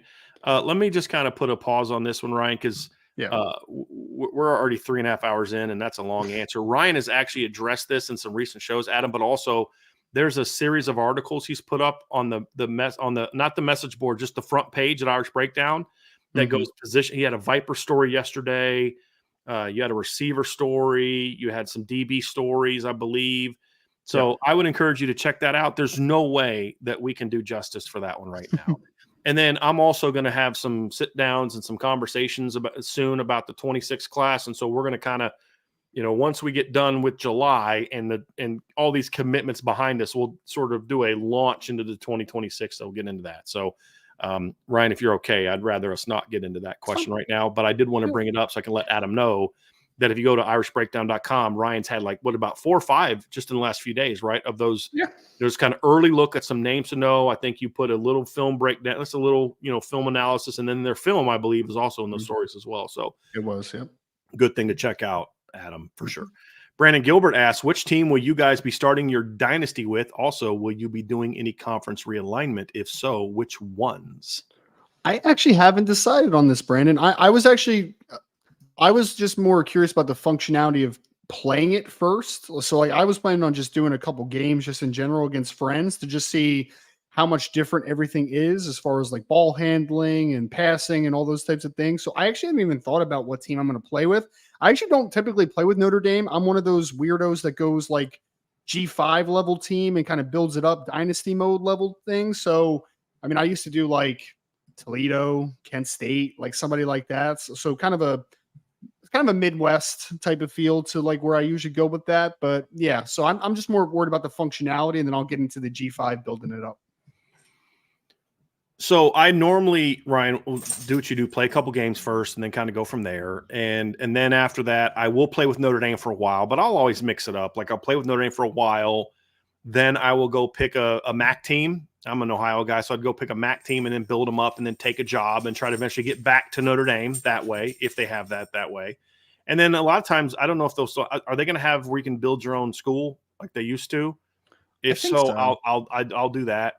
I know they have the realignment functions, like you can realign. The realignment thing is interesting. I'm curious how they're going to let you realign, because if they let me realign, I'm honestly going to go back to I don't know if you can make new conferences. I'm not sure about that. If you can make new conferences, then I'm putting the Southwest Conference back. I'm bringing the Big East back. I'm bringing the old conferences back. If you have to stick to the Power Four, then honestly, what I would do a lot of is I would just put some teams back to being in the Pac-12. And here's an interesting one: can you make teams independent? That's going to be an interesting one, because then I may go back to put Florida State and South Carolina and Miami and Penn State. I'd put them back to being independent, like they were back in '88. So it just depends on how it goes. If so, I'm going to try to go back as far as I can. If I can make new conferences, I'm going to bring the Southwest back and all that. If I have to stick with basically the Power Five, because they'll still have the Pac-12, it's just going to be the Pac-2, and then you can kind of put some schools back in there. So that's most likely what I'll do, right? I may even go like and have some fun with it. Put like Utah and TCU back in the Mountain West, and make that a good league again. BYU like back in the Mountain West. That was a really good league back in the day, man. Different thought, but I saw on Twitter there was a screenshot going around. I think it was real, of a recruit in college football in the game that was a quarterback that was like 6'1", 190 something or something like that. But he had 96 throw power and 100 speed, and I'm like, I'm getting that kid. That's what I want. That's what I want. Right. Jeez. Indy Milton fan, currently on the roster, which Notre Dame roster, which lineman could switch sides of the ball and still be very good? My answer is nobody. Still be very good. Very good is a stretch. I think that Charles Jagusah could play defensive line, but again, we're saying very good. I mean, I think he could be a solid defensive lineman, but I don't know if very good's quite. Rocco Spindler could probably play some nose if you wanted to throw him over there, right? Yeah. Emil Wagner was not even a very good high school defensive lineman. Right. So I know that's one that people talk about a lot. The only guy that I think, and Ryan knows exactly who I'm going to say, because he's been saying this for a long time. The only player that's a big guy that I think could switch sides of the ball and still be very good is Cooper Flanagan. Defensive fan. Yes. Yeah. I think he could too. He's so big, man. Yeah, he's a good athlete too. Like he could definitely play big end. Like there's no doubt about it. No doubt about it. Yep. All right. Let's see. We can get to a few more of these. I want to get to. Oh, here's a fun one, Ryan, from DMND13. Rank these rivalries as far as how much you'd like to attend them in person. I saw this earlier. Wanted to Ohio State, Michigan. Okay, can we say? Is there a nickname for that game? I don't think so. I've never heard one. I don't know. Okay, so Ohio State, Michigan, the Iron Bowl, Alabama, Auburn, the Red River Shootout, Oklahoma, Texas. Ohio State, you mean? It's the Red River Shootout. Ohio State, Penn State, the Whiteout, which I don't think that's really a rivalry. The Civil War, which is that's Oregon State, correct? Yes. The largest cocktail party on the planet, Florida, Georgia, Bama, LSU, and then Army, Navy. Can I throw the Apple Cup in there? Where's the Apple Cup, man? I need the Apple Cup. Washington State. Oh, I love the Apple Cup. I'll say this: the one that's at the top of my bucket list, Ryan, is Army, Navy. That's just for a host of reasons.